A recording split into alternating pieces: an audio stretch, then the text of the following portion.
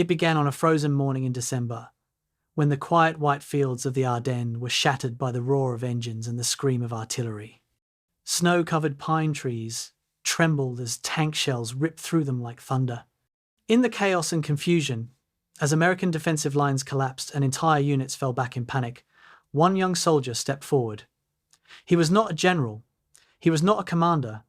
He was just a staff sergeant, 20 years old, younger than most of the men he was about to lead into hell. His name was Francis Sherman Currey. And in the hours that followed, he would do something that even hardened veterans struggled to believe.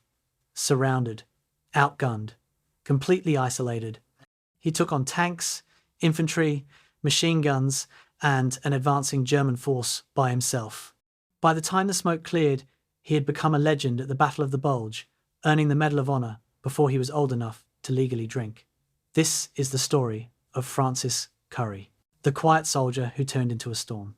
Currey grew up during the Great Depression, shaped by hardship, silence, and work. He was not the loud one. He was not the boy who bragged or sought attention. He was the boy who kept going. When the war came, he enlisted because duty was expected. He trained, learned, absorbed. And when his unit landed in Europe, he did not realize that destiny would choose him, not because he was fearless, but because he did not stop when fear arrived. By late 1944, the Germans launched their surprise winter offensive, the last great gamble of the war. Snow fell heavy, fog covered the landscape like a curtain. Entire American divisions were pushed back. Some units surrendered, roads clogged with refugees, soldiers, and civilians running for their lives. Currey was assigned to defend a small Belgian town tucked into the forest, a place that would soon be swallowed by fire. The morning of the attack, the first sign came as a low rumble beneath the earth. Tanks, German armor. Currey grabbed his rifle and ran toward the sound. Then he saw them, a column of German tanks rolling through the snow like steel giants, their turrets scanning for targets. Behind them came infantry, armored vehicles, half-tracks, a force big enough to crush the entire town. Currey was outnumbered, outmatched, and cut off. But instead of retreating, he ran toward the tanks. He found a bazooka, abandoned, half buried in snow. With no spotter, no support, and German fire raining down around him, he shouldered the weapon, aimed, and fired. One armored vehicle erupted in flame. The Germans were stunned. They did not expect an entire American defense to come from one man. But Currey was just getting started. He sprinted into a nearby factory building, shattered windows, broken machinery, concrete dust swirling around him. Inside, he found something better: anti-tank rockets. He grabbed them one after another and fired again. Another vehicle destroyed. Another stopped, another burning. Smoke and snow swirled around him, mixing into a violent blur of white and black. Then Currey spotted 3 American soldiers pinned down by machine gun fire in the open street. Without thinking, he ran, exposing himself deliberately to draw German fire away from the trapped men. He fired round after round, hitting targets the way a surgeon makes, incisions calculated, precise, unavoidable. He sprinted between buildings, bullets biting into the walls, grenades exploding behind him. Then came the moment that turned Francis Currey into something more than a soldier. He kicked open the door of an abandoned cafe, wreckage everywhere, and found a heavy machine gun. Alone. No assistant gunner, no ammunition team, just him and a weapon meant for 3 men. He dragged it to the window, braced it on the sill, and unleashed a storm of lead into the German infantry. The machine gun chattered. Bodies fell. Currey kept firing. The pinned American soldiers escaped because of him. Still not done. When the Germans brought in fresh reinforcements, tanks and infantry, Currey ran toward them with nothing but a rifle and grenades. He threw grenades under a tank's tracks and forced it to reverse. When another tank pressed forward, Currey grabbed a rocket launcher, fired, and forced the crew to bail out into the snow. 3 tanks, multiple armored vehicles, dozens of infantry, stopped by 1 man. Currey did not fight because he wanted glory. He fought because someone had to, and no one else was close enough. Hours later, when the smoke finally faded and the German advance stalled, the town still stood. Not because of a line of defense, but because of a single soldier who refused to run. After the war, Francis Currey returned home. He did not brag, he did not seek attention. He worked quietly at a veterans' hospital. When people asked him about the Medal of Honor, he would shrug and say he just did what he had to do. That was the core of him, not the heroism, but the humility. Francis Currey was not the scariest soldier at the Bulge because he wanted to be. He was the scariest soldier at the Bulge because he refused to quit. Tonight, we return to that frozen Belgian town, to the snow choking the streets, to the factory window where a 20-year-old aimed a machine gun at an army and said, "Not today." This is the entire story of Francis Sherman Currey, the quiet American who stared down tanks, freed trapped comrades, stopped an advance, and walked away without asking for anything in return. Before we begin, tell me, where in the world are you listening from, and what time is it for you right now? Are you sitting in bed, winding down for the night? Or maybe watching in the early morning before the world wakes up? I want to imagine your exact moment in time as we begin this journey. And if these deep, slow stories from history help you relax, reflect, or fall asleep a little easier, consider subscribing. It shows me that someone out there values patient storytelling, and it keeps me motivated to return and create the next chapter for you. June 19th, 1919. A child enters the world in a hamlet so small that map makers sometimes forget to mark it. Loch, Sheldrake, New York. Population 437 souls, most of them farmers, scratching sustenance from stubborn earth. The Currey family adds one more name to the town register, Francis Sherman Currey. Nobody notes anything unusual about the birth. Nobody predicts that this quiet infant will one day terrify the most disciplined army the world has ever seen. The boy grows into a shadow. While other children in Sullivan County schools chatter and compete, Francis watches. He speaks only when necessary, which is rarely. Teachers write notes about his silence, concerned at first, then resigned. By 16, he stops attending school altogether, choosing instead the company of Holstein cows and hay bales on his family's 60-acre dairy farm. 23 head of cattle need milking twice daily. Rain or shine, conversation optional. Francis excels at work that requires no words. His 4 siblings know him as the one who finishes chores before dawn, who nods instead of speaks, who seems content with the sound of his own breathing and nothing more. December 7th, 1941 arrives like thunder. The family gathers around the radio in their farmhouse as President Roosevelt's voice crackles through static, speaking of a date that will live in infamy. Pearl Harbor burns 2,400 miles away, but the flames reach all the way to Loch, Sheldrake. Francis sits motionless, listening to casualty numbers, to declarations of war, to the fundamental reordering of American life. When his father asks what he thinks, Francis stands, walks to his room, and closes the door. The decision forms in silence, as all his decisions do. 10 months pass before Francis walks into the recruiting station in Monticello, the nearest town large enough to have one. October 1942. He's 23 years old, older than most volunteers streaming through America's induction centers. The recruiter, a sergeant worn down by processing hundreds of young men weekly, notes Francis's unusual calmness on the intake paperwork. Most recruits show nerves through fidgeting, jokes, or bravado. Francis displays none of these. He answers questions in single words. Yes, no. Farmer, healthy. When asked why he wants to serve, he pauses for what feels like an entire minute, then says simply, "It's necessary." The sergeant stamps the papers, marks him fit for service, and forgets him immediately. Camp Wheeler, Georgia, becomes Francis's introduction to the machinery of modern war. Summer, 1943. The heat suffocates, thick as wool blankets. Drill sergeants scream commands designed to break men down before building them back up into soldiers. Francis neither breaks nor needs rebuilding. He simply absorbs. When ordered to march, he marches. When ordered to shoot, he shoots. When ordered to dig, he digs. His fellow recruits, farm boys and factory workers from across America, try to befriend him during those rare moments of rest. They fail, not because Francis rejects friendship, but because he doesn't seem to register its absence.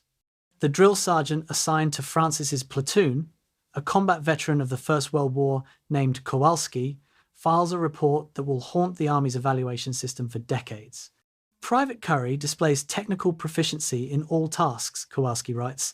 However, he demonstrates concerning social withdrawal, fails to initiate communication with fellow soldiers, shows no leadership qualities whatsoever, remains disturbingly quiet during high-stress exercises, recommend assignment to support roles rather than combat infantry. The report goes into Francis's service jacket, a paper judgment that nearly derails everything.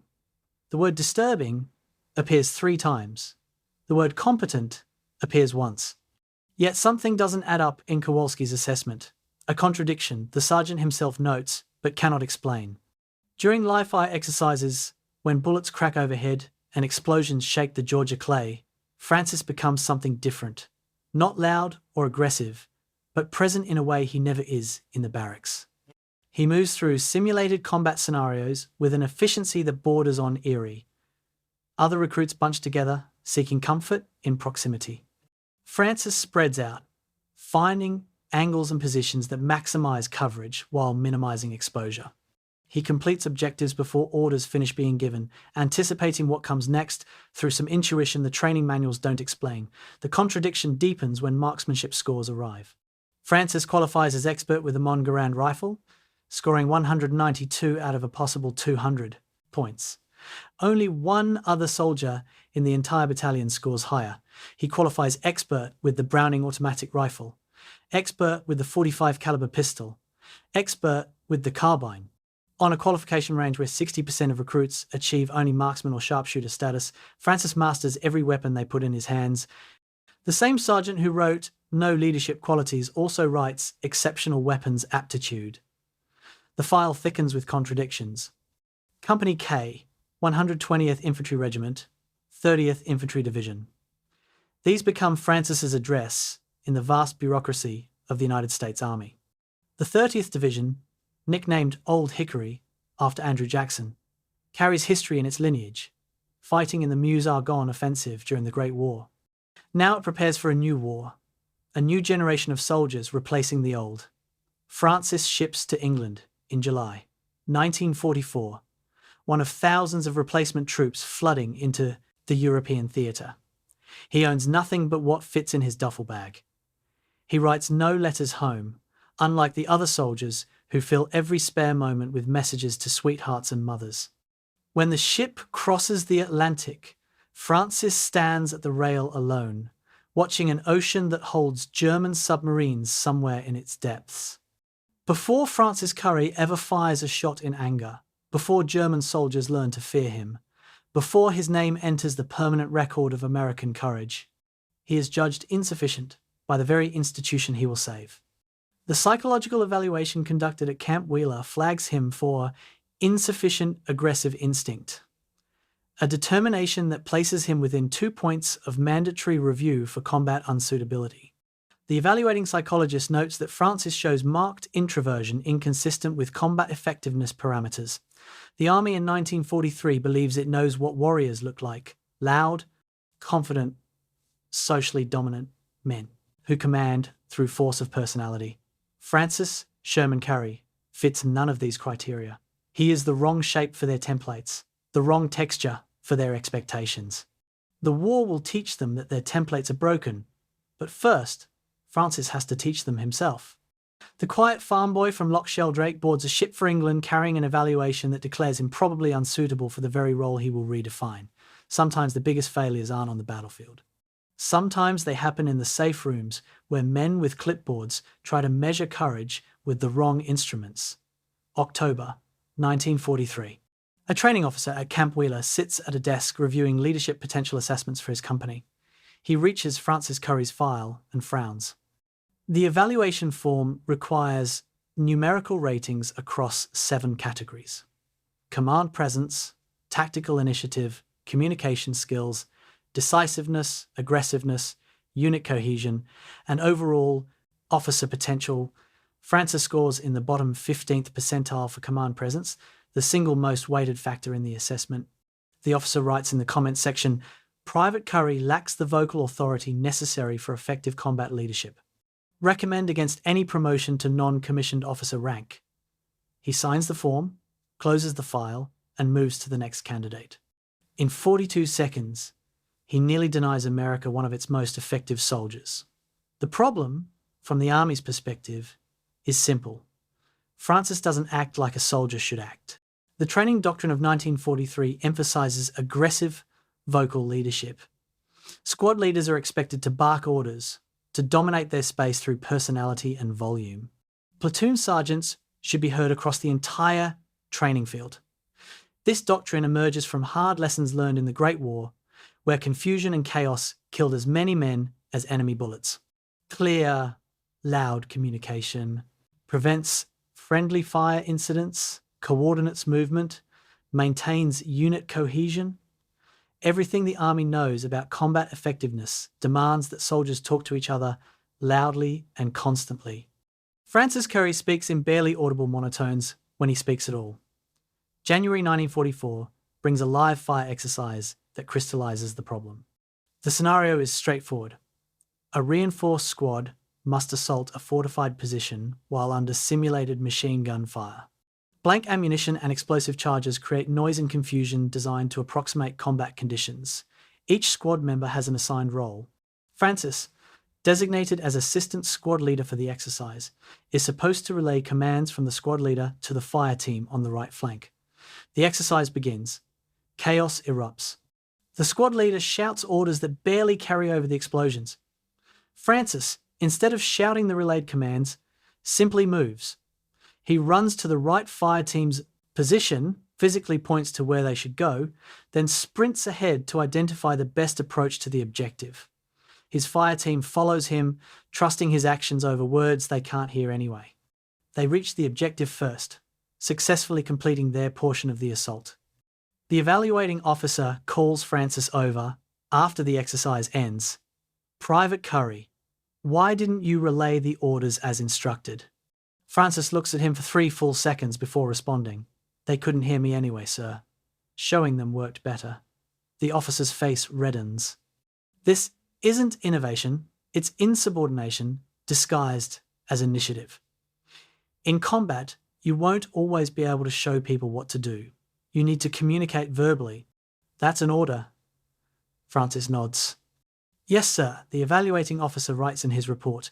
"Private Currey improvised effective solution but failed to follow established communication protocols. Shows concerning tendency toward independent action over unit coordination.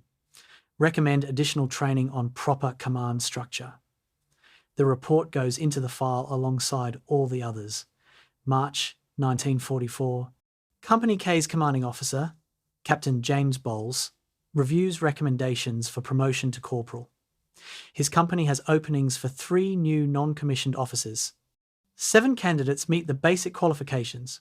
Francis Currey is one of them, based purely on his time in service and weapons proficiency scores. Captain Bowles reads the accumulated reports in Francis's jacket. Every single evaluation mentions the same issues: minimal verbal communication, lack of leadership presence, insufficient aggression in exercises. One report notes that during a particularly intense training scenario, Francis appeared emotionally flat, showing none of the appropriate fear or adrenaline responses. Captain Bowles writes his recommendation: "Private Currey demonstrates adequate technical skills, but lacks the command qualities necessary for leadership positions. Recommend continuation as rifle private, do not promote at this time."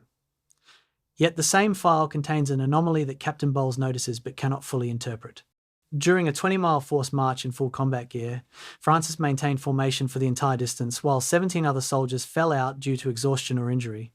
During a night navigation exercise, Francis's fire team reached the objective 47 minutes faster than any other team, navigating through Georgia pine forests in complete darkness. During gas mask drills, Francis donned his mask in 4.2 seconds, faster than the battalion record. The technical competence is undeniable. But competence without communication, the doctrine insists, becomes liability in combat. A soldier who can't or won't talk to his comrades endangers everyone around him. April 1944 delivers the psychological evaluation that nearly ends Francis's infantry career before it begins. The army, learning from the psychiatric casualties of the Great War, now screens soldiers for mental fitness before deployment. A psychologist interviews Francis as part of the standard battery. The interview lasts 18 minutes. The psychologist asks 43 questions. Francis provides 43 answers, averaging 6 words each. When asked to describe his feelings about upcoming combat, Francis says, "I don't know yet." When asked if he worries about being killed, Francis says, "Worrying won't change it." When asked what motivates him to fight, Francis pauses for so long, the psychologist prompts him twice before he finally answers. "It needs doing." The psychologist writes in his evaluation, "Subject demonstrates marked affect flattening and minimal emotional responsiveness. Shows possible symptoms of depressive disorder or schizoid personality traits. However, no evidence of psychotic features or acute distress. Judgment: psychologically stable but lacks aggressive instinct. Necessary for optimal combat performance. Flag for monitoring. Acceptable for infantry service with reservations." The phrase "insufficient aggressive instinct" becomes Francis's unofficial designation, the label that follows him through the remaining months of training. His fellow soldiers nickname him Silent Sam, though never to his face, because approaching Francis feels somehow uncomfortable, like interrupting someone deep in thought. They notice things about him that don't fit the stereotype of the withdrawn, passive soldier the evaluations describe.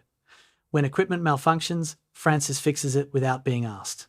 When a soldier in his barracks falls sick during the night, Francis is the one who walks into the infirmary, says nothing, then returns to sleep.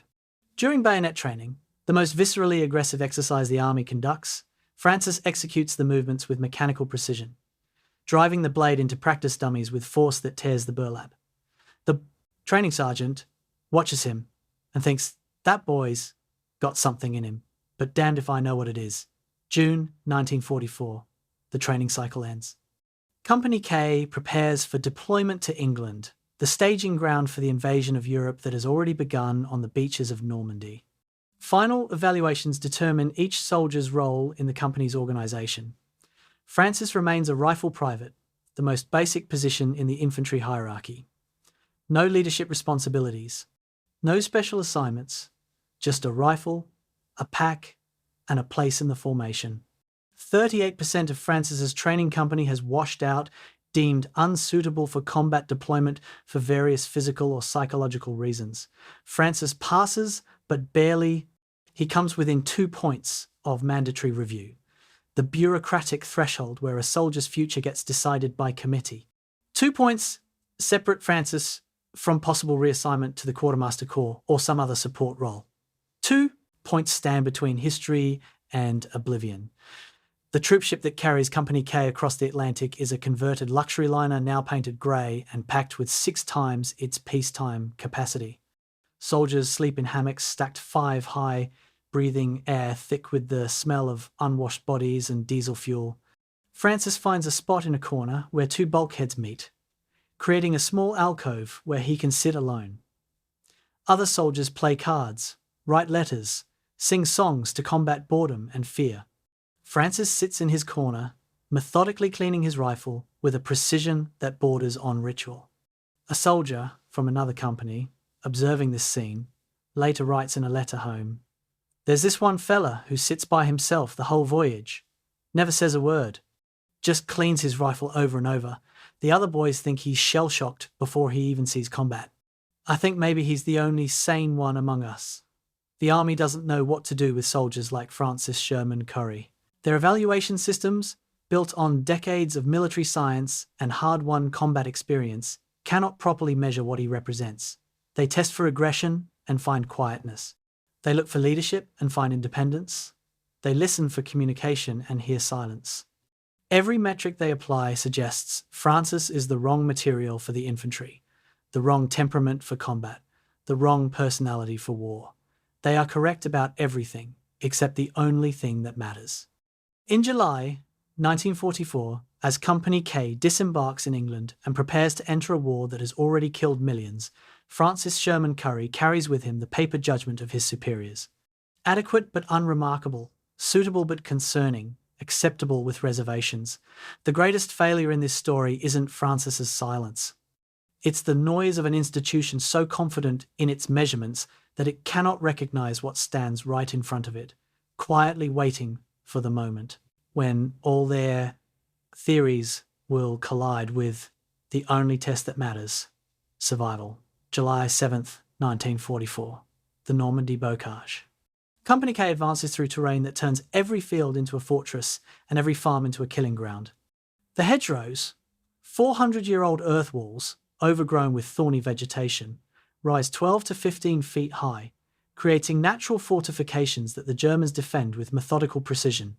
American forces have been fighting through this landscape for 32 days since D-Day, and the casualty lists grow longer with each mile gained. Francis Sherman Currey experiences his first combat engagement near Saint-Jean-de-Dié, a village that barely existed before the war and might not exist after. The sound arrives first.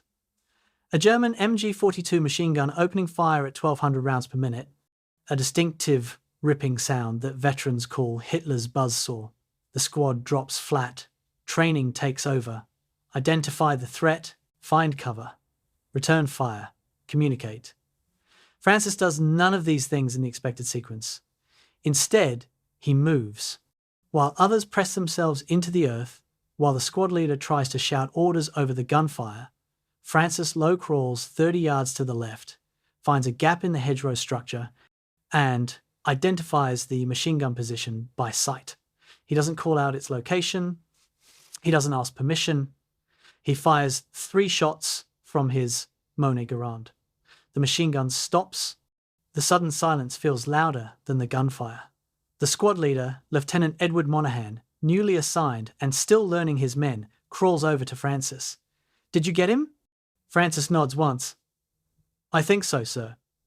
They find the German gunner, later, dead from a shot through the aperture he was firing through, a target roughly 8 inches wide at an estimated 80 yards.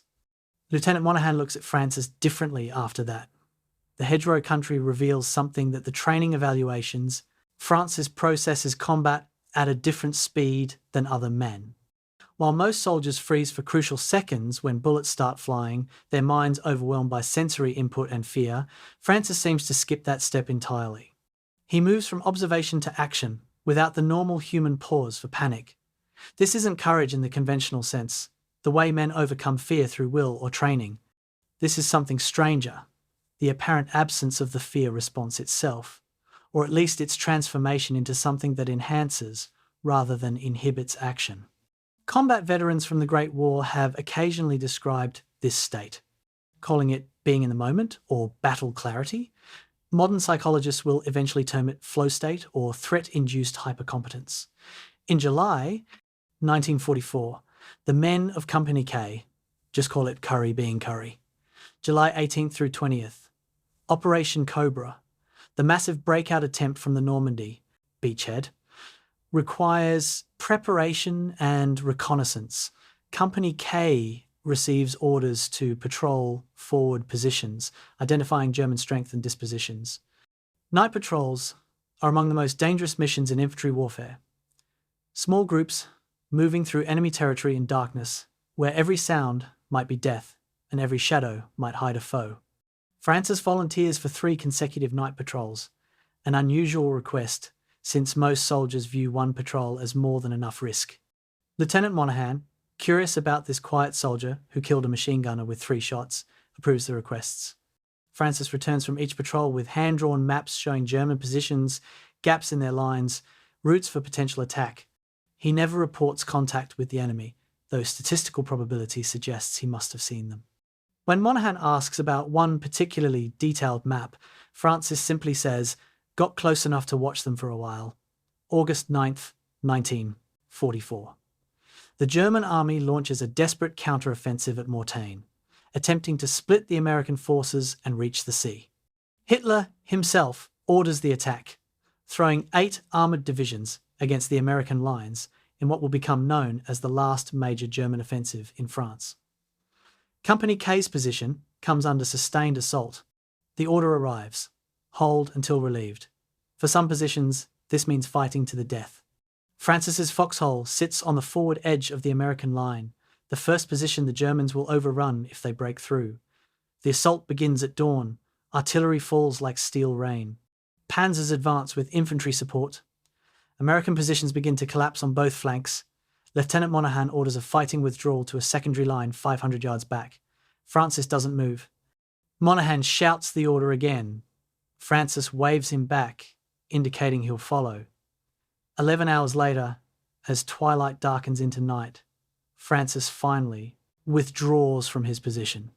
The Germans never identified his foxhole, never suppressed it with fire, never knew it was there, even though they pushed infantry within 50 yards of it.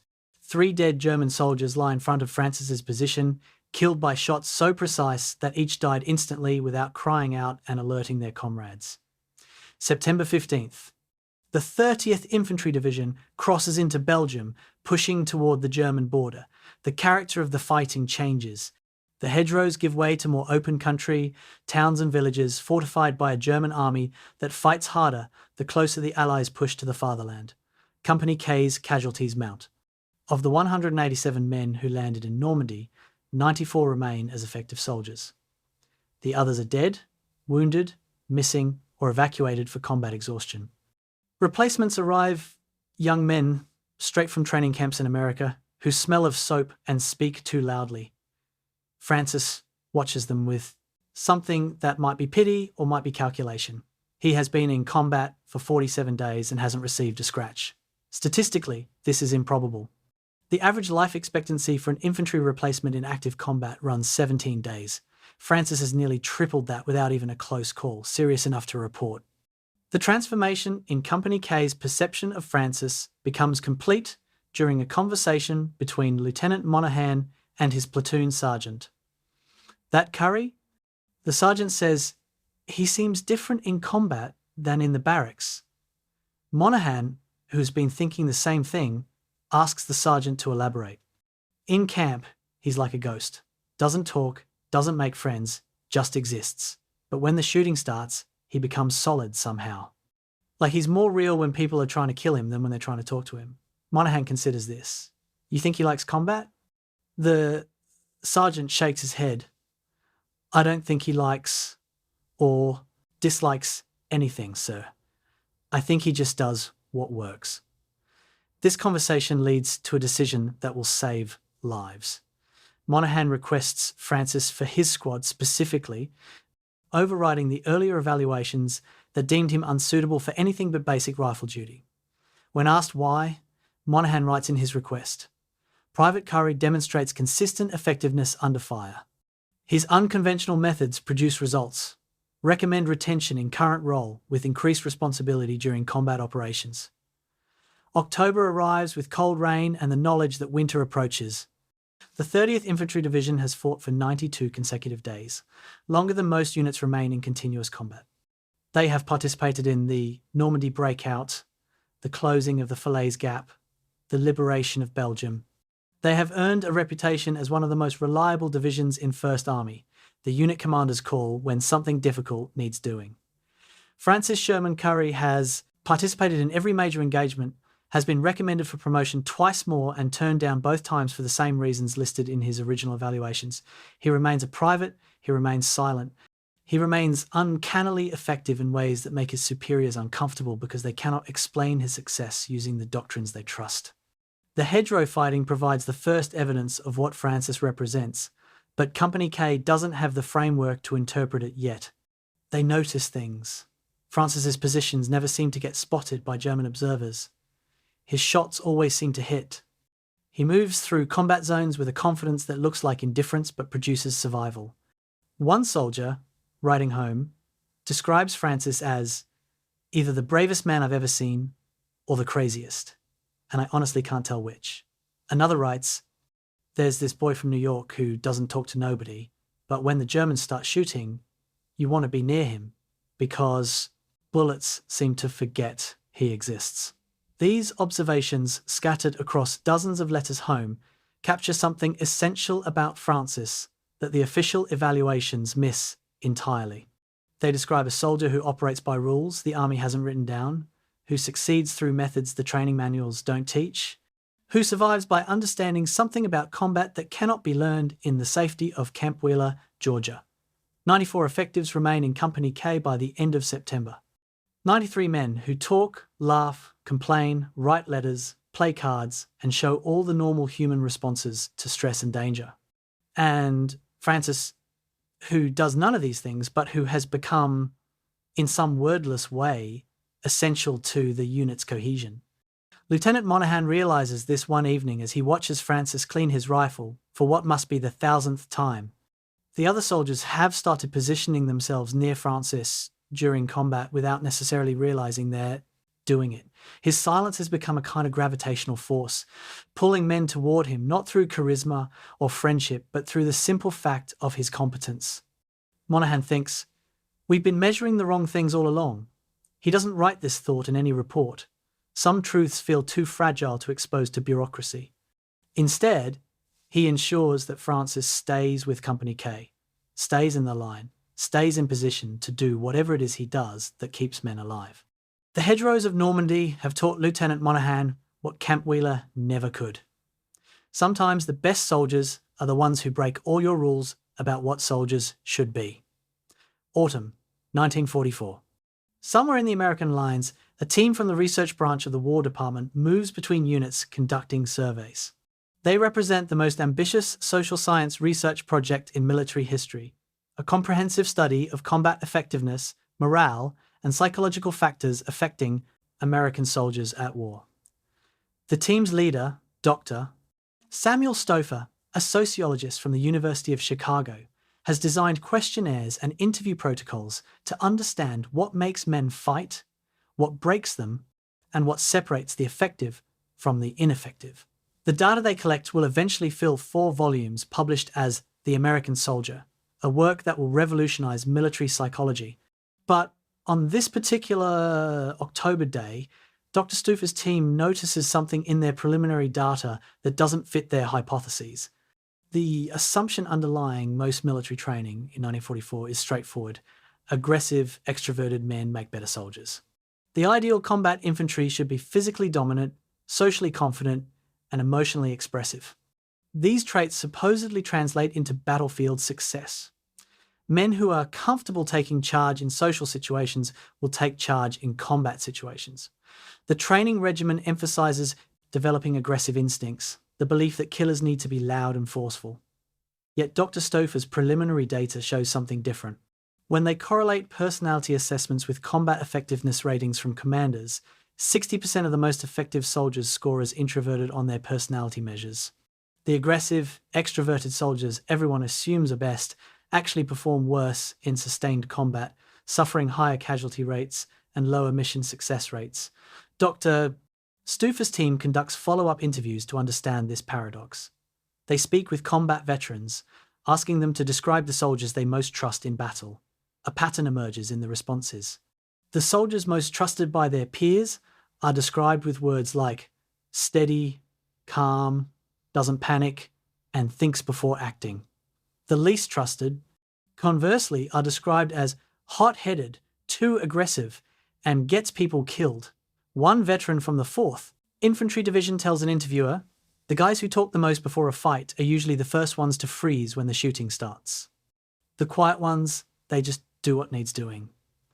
Another veteran from the 1st Infantry Division says, "I'd rather have one silent professional than 10 loud amateurs." The quiet guys are thinking, while the loud guys are talking. The research reveals 3 distinct types of quiet soldiers, each quiet for different reasons. First, the freezers, men whose silence comes from overwhelming fear and who become paralyzed in combat. These men are quickly identified and evacuated. Second, the suppressors, men who remain quiet because they're desperately trying to control visible fear, using silence as a mask for terror. These men survive longer but eventually break under sustained stress. Third, the processors, men like Francis Currey, whose silence reflects a cognitive style focused on observation and analysis rather than verbal expression. These men don't talk much because they're too busy reading the environment, calculating options, and making decisions. The processors, though rarest, prove most effective in combat. They constitute perhaps 1 to 2% of combat infantry, but account for a disproportionate share of successful actions. October 20th, 1944. A specific incident illuminates the difference between aggressive noise and effective silence. Company K participates in an assault on a fortified German position outside the Belgian town of Aachen. The company's most vocally aggressive sergeant, a man named Kowalski, who prides himself on his warrior spirit and constant motivation of his men, leads his squad in a frontal assault on a German pillbox. Kowalski shouts encouragement, curses at the enemy, and charges ahead, expecting his men to follow. German machine gun fire cuts down 4 men in the first 5 seconds, including Kowalski himself. His squad breaks, the survivors scattering in panic. Francis's squad, tasked with supporting the assault, takes a different approach. Lieutenant Monahan gives quiet orders. Francis moves laterally, identifies a covered approach, and signals the squad forward using hand gestures. They advance in complete silence, reach a position, flanking the pillbox, and neutralize it with rifle grenades. 0 casualties. The contrast is so stark that the company commander orders an after-action analysis. Post-war interviews with German prisoners of war reveal another dimension to the quiet soldier phenomenon. Multiple German veterans describe fighting ghosts in American lines, soldiers who seemed to appear and disappear without warning, who never shouted or gave away positions, who killed efficiently and vanished. One German machine gunner, captured near Aachen, tells his interrogators, "The Americans who yelled and screamed, we could locate them easily. Our training taught us to listen for movement, for voices, for signs of position. But some Americans fought like we did, in silence, and those were the dangerous ones." German tactical doctrine, considered among the most sophisticated in the world, emphasized noise discipline specifically because sound drew fire. The irony: American training emphasized the opposite, teaching soldiers to communicate loudly and aggressively, effectively marking themselves for German gunners. The historical record provides additional examples of the quiet soldier archetype proving extraordinarily effective. Audie Murphy, who will become the most decorated American soldier of the war, is described by those who knew him as soft-spoken to the point of shyness. Matt Urban, another Medal of Honor recipient, was known for his calm demeanor and quiet competence. Charles Kelly, Charles McGillivray, countless others who performed extraordinary actions share similar personality traits: reserved, observant, emotionally controlled. This pattern appears across all theatres of war, all branches of service, all types of combat. The quiet ones survive longer, kill more efficiently, and maintain psychological stability better than their louder counterparts. Dr. Stouffer's research team attempts to understand the mechanism behind this pattern. Their hypothesis: combat overloads the human brain with sensory input and threat assessment demands. Soldiers who are naturally verbal process information through linguistic pathways, essentially narrating events to themselves, which consumes cognitive resources needed for rapid decision-making. Non-verbal processes skip this step, moving directly from observation to action without the intermediate step of linguistic translation. In the microseconds that matter in combat, when the difference between life and death measures in fractions of a second, this cognitive efficiency provides a decisive advantage. The quiet soldiers aren't better because they overcome fear. They're better because their brains are structured to handle combat more efficiently. Modern military psychology benefiting from decades of research, Dr. Stouffer's team initiated now recognizes what the Army of 1944 struggled to understand. Optimal combat performance comes from cold competence, not hot emotion. Special Forces selection processes specifically screen for candidates who demonstrate emotional stability under stress, who process information visually rather than verbally, who make decisions quickly without needing to articulate their reasoning. These are the same traits that Francis Currey's psychological evaluation flagged as concerning: affect flattening, minimal emotional responsiveness, insufficient aggressive instinct. The evaluation was correct about what Francis was. It was catastrophically wrong about what that meant for combat effectiveness. The great tragedy of military training systems is that they prepare soldiers for the war they expect, Not necessarily the war they'll fight. The army of 1944 expected to fight, like it fought in 1918. Masses of men coordinated through loud, clear commands from dominant leaders. They built a training system optimized for creating those leaders and those masses. But modern warfare, with its machine guns and mortars and artillery, punishes mass and rewards dispersion. It kills the loud and spares the quiet. It demands individual competence over collective courage. The aggressive, extroverted ideal of the training camps becomes a liability on the actual battlefield. Men like Francis Currey, marked as problems in training, become saviours in combat. The institutional failure isn't that the army trained soldiers wrong, it's that they measured them wrong, built evaluation systems that selected against the very traits that saved lives. Dr. Stouffer's data reveals this failure, but the revelation comes too late to change training for the hundreds of thousands of men already in combat. Those men must learn through experience what the evaluations couldn't. Teach them.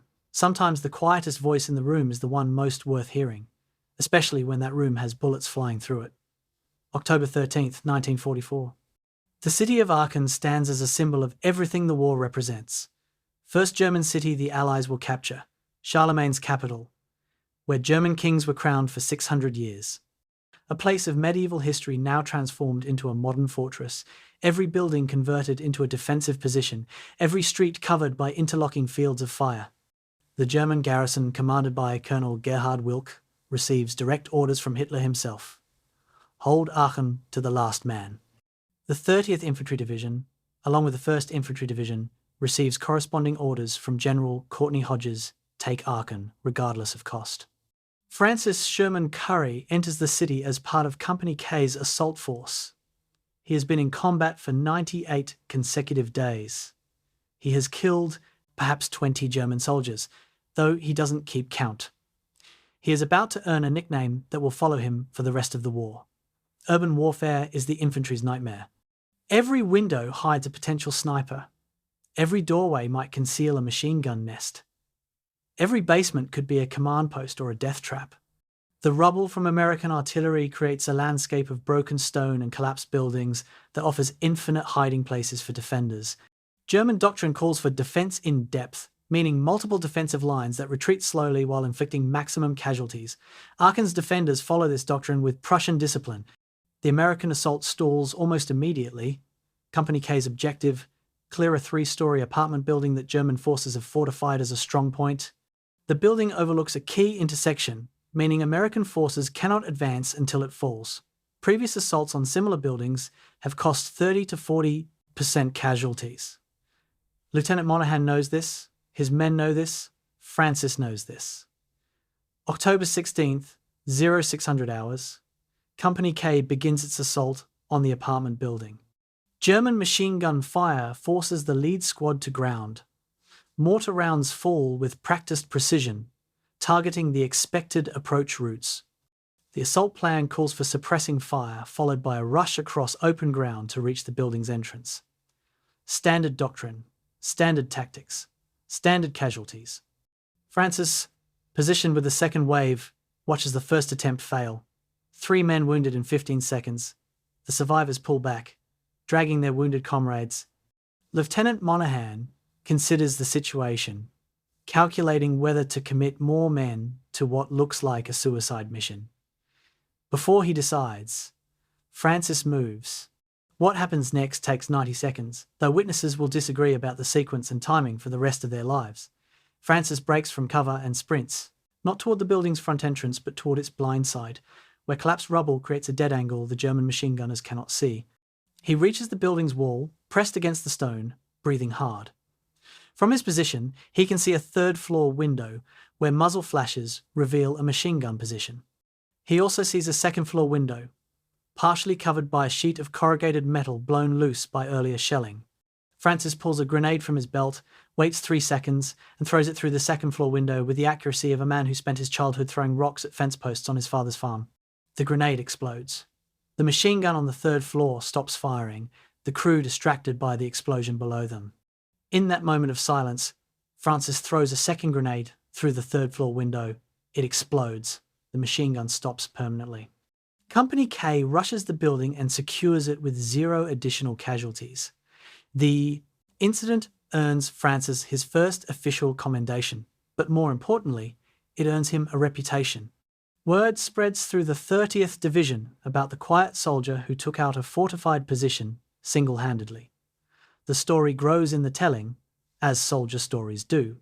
Some versions have Francis killing 10 Germans. Some have him climbing the building's exterior wall. All versions capture something essential. Francis did what everyone else thought impossible, and he did it without hesitation, without orders, without fanfare. When Lieutenant Monaghan asks him why he didn't wait for support, Francis says, "Someone had to do it, and I was closest." When asked if he was scared, Francis pauses, then says, "I was busy." October 18th through 19th. Company K receives orders to conduct reconnaissance patrols into German-held sections of Aachen. These nighttime missions aim to identify German positions, assess their strength, and find vulnerabilities for exploitation. The patrols are supposed to be squad-sized elements with specific objectives and time limits. Francis volunteers for every patrol. On his 3rd patrol, he doesn't return at the designated time. Lieutenant Monaghan waits 1 hour past the deadline, then begins preparing to write Francis up as missing in action. Francis walks into the American lines 30 minutes later, carrying sketches of German positions, so detailed they include exact measurements, weapon types, and estimated garrison strengths. When Monaghan asks how Francis got this information, Francis simply hands over the sketches. "Got close" is the only explanation he provides. Post-war discovery of German radio intercepts reveals something extraordinary. On October 20th, 1944, a German signals unit monitoring American radio traffic in the Aachen sector includes this notation in their log. Intercepted reference to Destil Americana operating in Sector 4. Multiple units report engagement with unidentified specialist. Recommend increased vigilance. Der Stille Americana, the silent American. The Germans have noticed Francis. More significantly, they've noticed him enough to warn other units. This is unprecedented for an ordinary rifle private. German intelligence typically tracked American units, not individual soldiers. But Francis's pattern of appearance is distinctive enough that German defenders begin passing warnings. Watch for the silent one, October 21st. Aachen falls after 19 days of block-by-block fighting. The city, pre-war population 165,000, is a wasteland of rubble and burned buildings. The 30th Infantry Division has suffered 498 casualties, taking their assigned sector. Company K has lost 42 men killed or wounded since entering the city. Of the 94 effectives who entered Belgium on September 15th, 63 remain. Francis is one of them.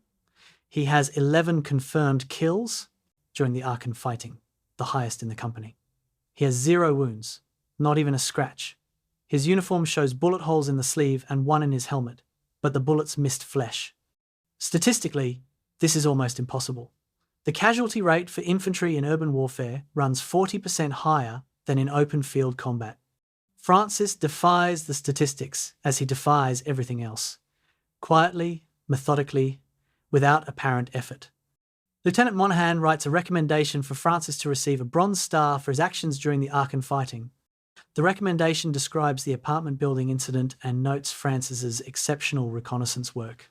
The recommendation moves up through channels, receives approval at battalion level, and is sent forward to regimental headquarters. There it stalls. A staff officer reviewing the recommendation notes that Francis has no previous decorations, no promotions, and multiple evaluations questioning his leadership potential. The staff officer worries about the message it sends to award a Bronze Star to someone who has been consistently rated as barely adequate. The recommendation gets shelved, waiting for someone with more authority to make a final decision. Francis never learns about it. He doesn't ask why others receive medals, and he doesn't. Recognition isn't why he does what he does. Though the men of Company K struggle to articulate what does motivate him, if not glory or advancement. The Germans, meanwhile, develop their own mythology about the American soldier they call Der Geist, the ghost. Captured German soldiers from the Aachen garrison, when interrogated, mention stories circulating among the defenders. An American who appears in impossible positions, who kills without warning, who vanishes before response fire arrives. One German lieutenant, wounded and captured on October 19th, tells his interrogator, "We knew there were good American soldiers and bad American soldiers. This one was different. He fought like us, like Waffen-SS, silent and professional. It was disturbing." The interrogator files this in his report under enemy propaganda and morale factors, not recognizing that he's documenting the emergence of a legend. Aachen provides the crucible where Francis Sherman Currey transforms from a problem soldier into something else. The evaluations that followed him from training, the recommendations against promotion, the psychological assessments questioning his combat suitability, all of these collide with the reality of his performance. Lieutenant Monaghan, writing in his personal journal on October 22nd, captures the contradiction. "Private Currey remains the strangest soldier under my command. He doesn't fit any template. But I would rather have one Currey than 10 normal soldiers. He makes everyone around him better by proving that survival is possible. The men watch him and think, if he can do it, maybe I can too." That's worth more than any amount of aggressive leadership. The institution still doesn't understand Francis. It will take an even more desperate battle in an even more desperate place before the army finally recognizes what Company K already knows. Sometimes the most dangerous soldier in your army is the one you almost rejected as unsuitable, the one who breaks all your rules about what warriors should look like, the one who fights his war in silence while everyone else is shouting. November 2nd, 1944. A training session behind the lines. Company K has received 31 replacement soldiers since the Aachen fighting ended, young men fresh from the replacement depot who smell of transit camps and nervous sweat. Lieutenant Monaghan decides that Francis should teach a class on urban warfare tactics, hoping that some of his effectiveness might transfer to these new soldiers. Francis stands in front of the assembled replacements, silent for a full minute while they fidget and exchange glances. Finally, he speaks. "Don't move when they expect movement. Don't be where they're looking. Use their attention against them." He stops. The replacements wait for more. Nothing comes. One replacement raises his hand. "Can you explain what that means?" Francis considers the question. "In combat, you'll understand."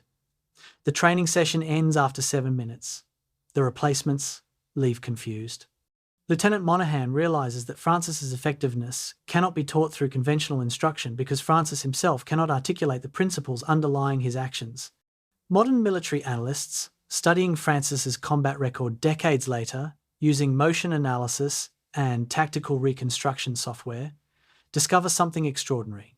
When they map Francis's movements during combat engagements and compare them with modern special operations techniques, they find an 85% correlation with tactics that won't be formally codified until the 1970s and 80s.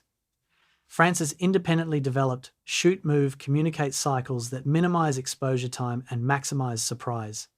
He understood instinctively what special forces operators learn through months of specialized training. Combat is geometry, timing, and misdirection. Every position offers angles of visibility and angles of concealment.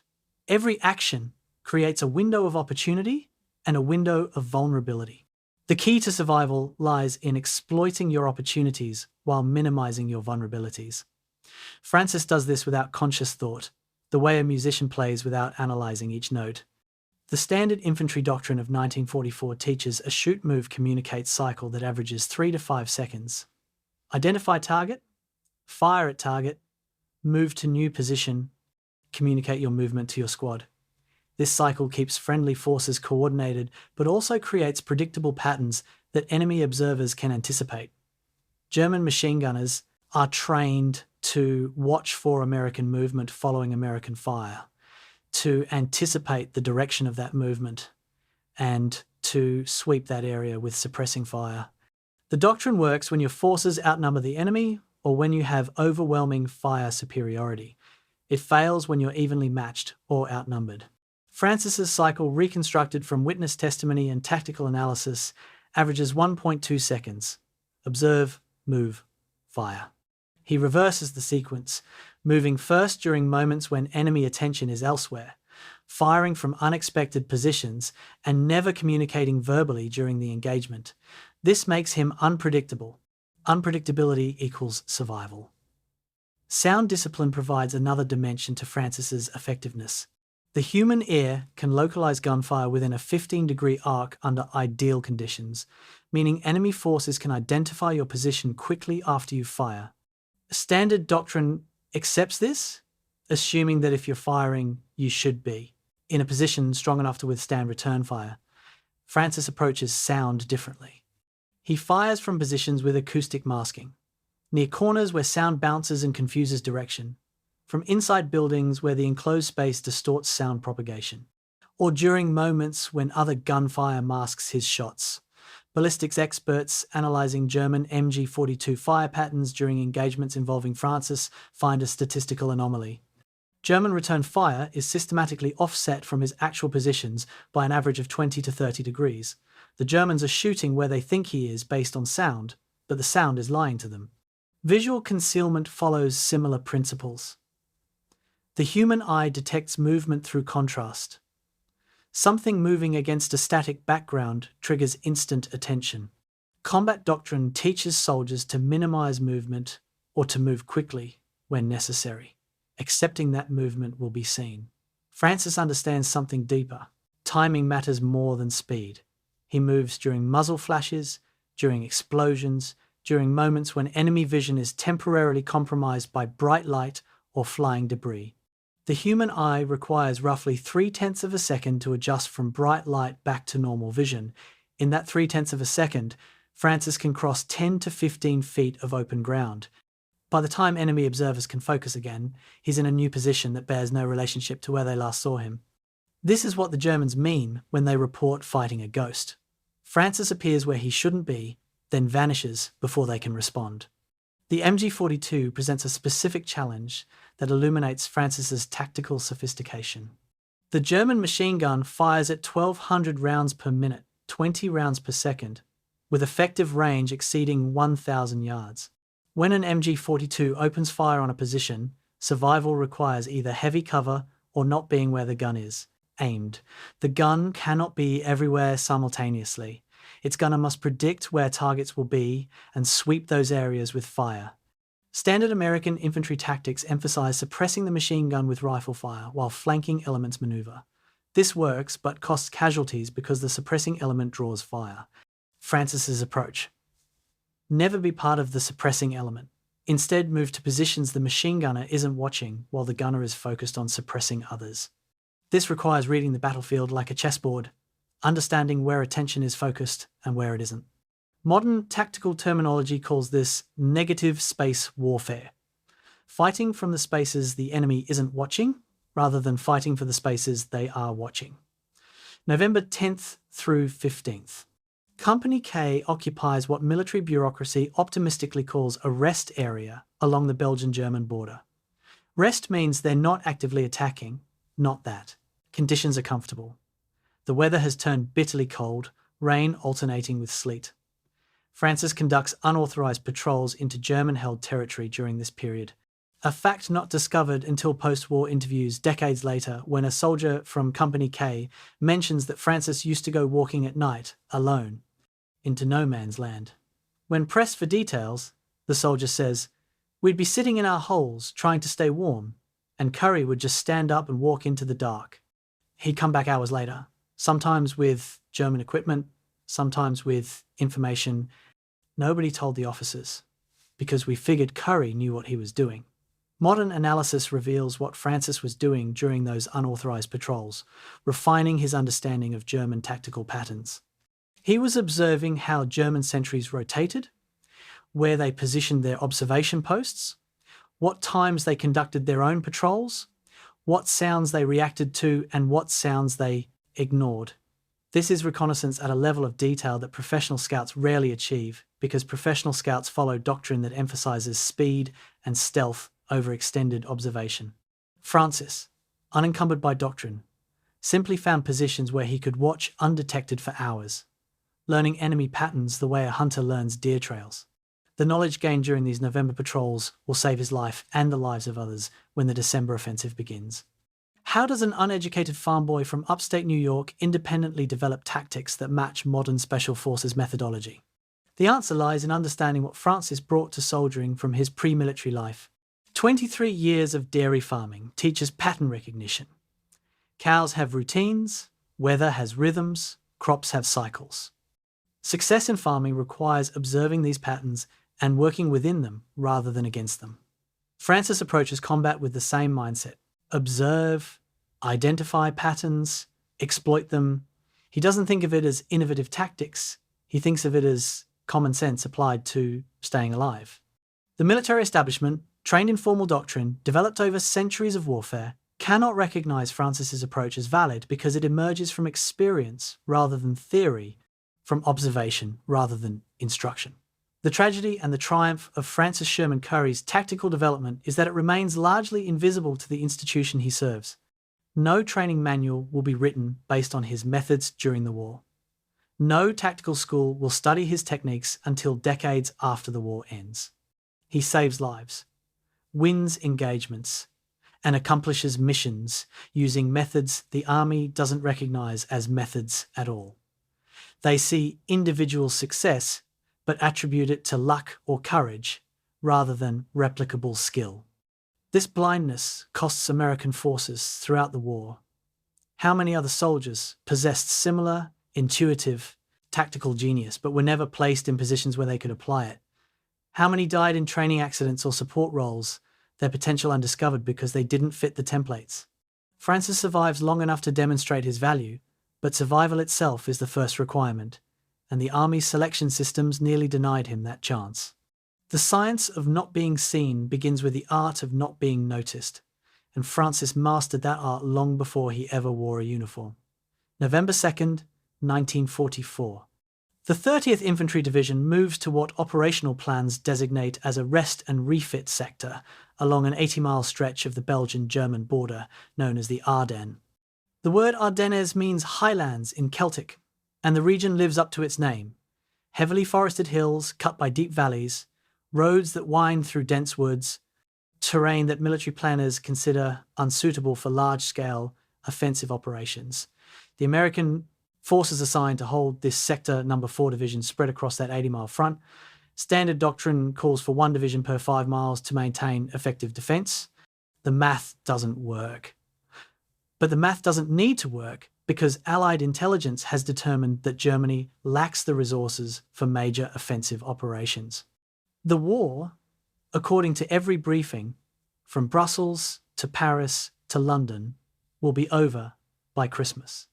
Company K settles into positions near the town of Malmedy, builds fires when regulations permit, and tries to remember what warmth feels like.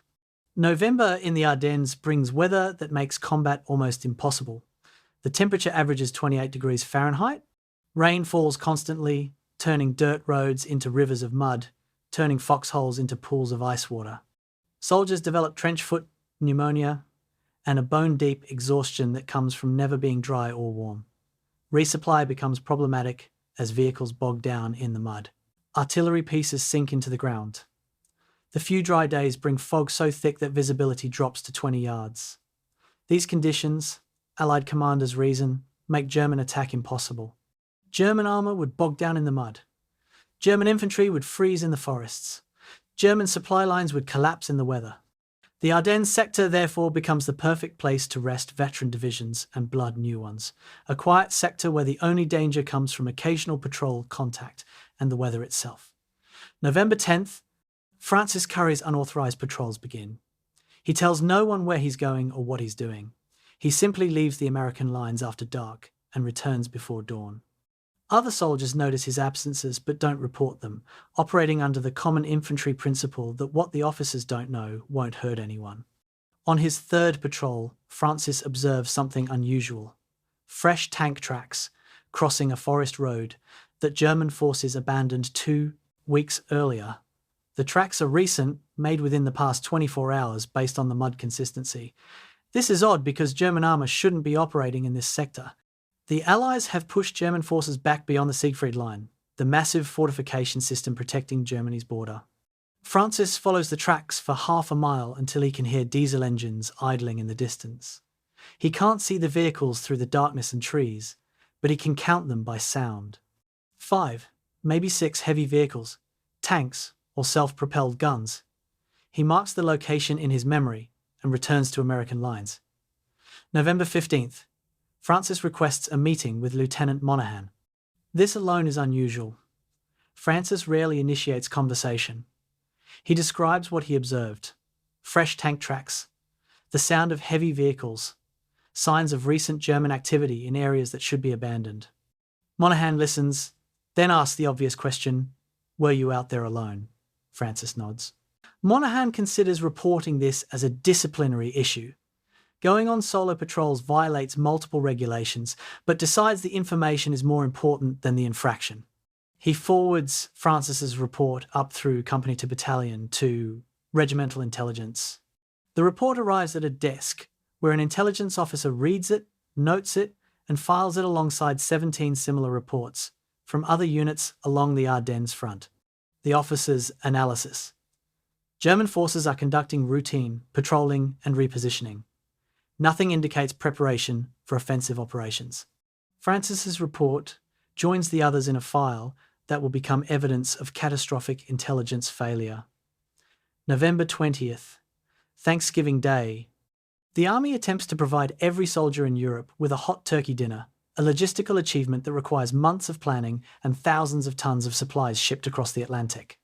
Company K receives their meal in shifts, soldiers rotating back from the line to a rear area kitchen where cooks serve turkey, stuffing, cranberry sauce, and all the traditional fixings on metal trays. Francis sits with his squad, eating methodically. A replacement soldier, trying to be friendly, asks Francis where he's from. "New York," comes the reply. "What part?" "Upstate." The conversation dies. But the replacement notices something. Francis smiles briefly when someone mentions the cranberry sauce tastes like the canned stuff from home. It's perhaps the first time anyone in Company K has seen Francis smile. The moment passes quickly, but it reminds them that the silent soldier is still human under whatever armour he wears. November 28th. Allied intelligence issues its regular assessment of German capabilities. The assessment, distributed to all commands from division level upward, states: the enemy is at present fighting a defensive campaign on all fronts. His situation is such that he cannot stage major offensive operations. Furthermore, at this time, he cannot prevent the Allies from securing a firm foothold on German soil. The assessment examines German losses in men and materiel, calculates their remaining combat power, and concludes that Germany's strategic position is hopeless.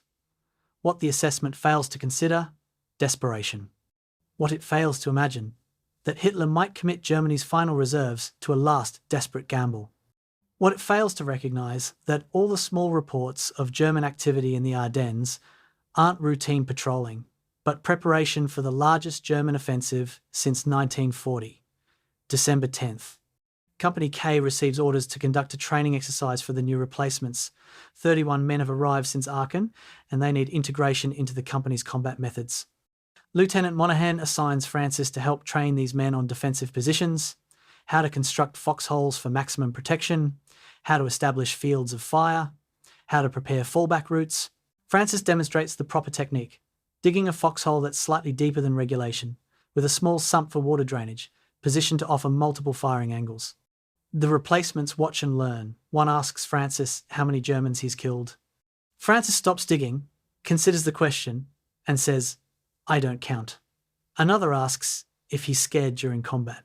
Francis looks at the replacement for several seconds before answering. Being scared is fine. Panicking isn't. Some officers observing the training session note that Francis's methods are too cautious, that he emphasises protection over aggression. These officers believe the war is nearly won and that excessive caution wastes time. They don't know that Francis is preparing for something he suspects is coming but cannot prove. The quiet of November 1944 is deceptive, a surface calm masking underwater currents that will soon break through with devastating force. Company K's sector near Malmedy seems peaceful. Patrols encounter minimal German resistance. Artillery exchanges are rare. The main enemies are cold, wet, and boredom. Soldiers write letters home describing a war that seems to be winding down. One soldier writes, "We might be home by spring. The Germans are finished." Another writes, "It's just a matter of time now. They can't last much longer." The optimism is widespread, infecting everyone from private to general. Everyone except Francis, who says nothing about his suspicions because suspicions aren't evidence and Francis doesn't speak without evidence. But he prepares anyway, conducting his unauthorized patrols, observing German positions, and noting details that don't fit the narrative of German collapse. December 15th, evening. Francis spends 3 hours preparing his defensive position, far beyond what regulations require. He stockpiles 600 rounds of ammunition, 3 times the normal combat load. He identifies 3 separate fallback routes from his foxhole, memorizing the terrain features that will guide him in darkness. He positions extra grenades within easy reach. He fills sandbags and reinforces his position's frontal protection. Other soldiers watch this preparation with amusement. Currey's building a fortress. One jokes, he thinks the whole German army is coming. The joke will seem prophetic 18 hours later. Francis doesn't explain his preparations. He simply continues working, methodical and silent, building defences against a threat he feels but cannot articulate. His squad has learned to trust Francis's instincts even when they don't understand them. They quietly begin reinforcing their own positions, adding extra ammunition, preparing fallback routes. If Currey is worried, they reason, maybe we should be worried too. The temperature drops to 15 degrees Fahrenheit on the night of December 15th. Clear skies, unusual for the Ardennes in December. Stars visible overhead, offering enough light for German reconnaissance to observe American positions one final time. 30 German divisions, 410,000 men, 700 tanks, and 1,900 artillery pieces wait in assembly areas hidden in the forests. They have been massing for weeks, moving only at night, maintaining strict radio silence, concealing their preparations from American observation. Hitler has named the operation Wacht am Rhein, Watch on the Rhine, a defensive-sounding name designed to deceive Allied intelligence if the plans are discovered. The actual objective: split the American and British armies, capture the port of Antwerp, force a negotiated peace that will allow Germany to concentrate all forces against the Soviet Union. The plan is desperate, probably impossible, and represents Germany's final gamble. At 05:30 hours on December 16th, the gamble begins. November's quiet ends with the sound of 1,600 German guns firing simultaneously, a barrage that will shatter the dawn and the illusions of Allied intelligence and the lives of thousands of American soldiers who believed the war was almost over. Company K, positioned near Malmedy, sits on what will become the northern shoulder of the German penetration, the hinge point where the entire German offensive will either break through to the Meuse River or stall and collapse. Francis Sherman Currey, the problem soldier from Loch, Sheldrake, who spent November conducting unauthorized reconnaissance and stockpiling ammunition based on nothing but suspicion, has prepared for this moment without knowing when it would come. His preparations, his observations, his instincts that the officers dismissed as excessive caution will prove to be the difference between chaos and catastrophe. The quiet one, it turns out, was listening to signals everyone else missed. The ghost was hunting real demons, not imaginary ones. And the war that was supposed to be over by Christmas has just begun its bloodiest chapter. 05:30 hours. Darkness, then light, so bright it turns night into day. 1,600 German artillery pieces fire simultaneously across an 80-mile front, launching the largest artillery barrage on the Western Front since 1918. The shells fall on American positions with methodical precision. High explosive to destroy fortifications, phosphorus to create smoke and terror, fragmentation to kill men caught in the open. Company K's position near Malmedy shakes as if the earth itself is coming apart. Soldiers, jerked from sleep by the concussion, tumble into foxholes and trenches, struggling to understand what's happening. The barrage lasts 90 minutes, long enough to destroy communications lines, long enough to suppress American artillery observers, long enough to create the chaos that precedes German breakthrough. At 0600 hours, a new element appears: searchlights. German engineers have positioned massive anti-aircraft searchlights behind their lines, pointing them toward low-hanging clouds. The reflected light creates artificial moonlight, illuminating the battlefield for German infantry advancing through the forests. The technique is innovative, unexpected, and effective. American soldiers, night vision destroyed by the sudden brightness, struggle to identify targets. German assault troops, trained for months on this specific operation, move with confidence through terrain they've studied obsessively. The first reports reaching American commanders are fragmentary, confused. Large-scale attack, multiple penetrations, communications disrupted. Nobody yet grasps the scale of what's unfolding. At 08:15, Company K receives its first solid information. A runner arrives from battalion headquarters carrying a message that Lieutenant Monahan reads twice, unable to believe what it says. Massive German offensive across entire Ardennes sector, estimated 30 divisions attacking penetrations, reported up to 10 miles deep. In some areas, all units ordered to hold positions at all costs. The phrase all costs has specific military meaning. Fight until destroyed, no retreat without explicit orders. Company K's position, overlooking Malmedy, becomes critical because the town sits on a road junction that German forces need to maintain their advance schedule. If Malmedy holds, German units will be funneled onto secondary roads, slowing their timetable. If Malmedy falls, the northern penetration opens wide. The 30th Infantry Division receives orders that will define the battle. Hold the northern shoulder. Francis Sherman Currey, in his reinforced foxhole, with his stockpiled ammunition and his prepared fallback routes, is not surprised.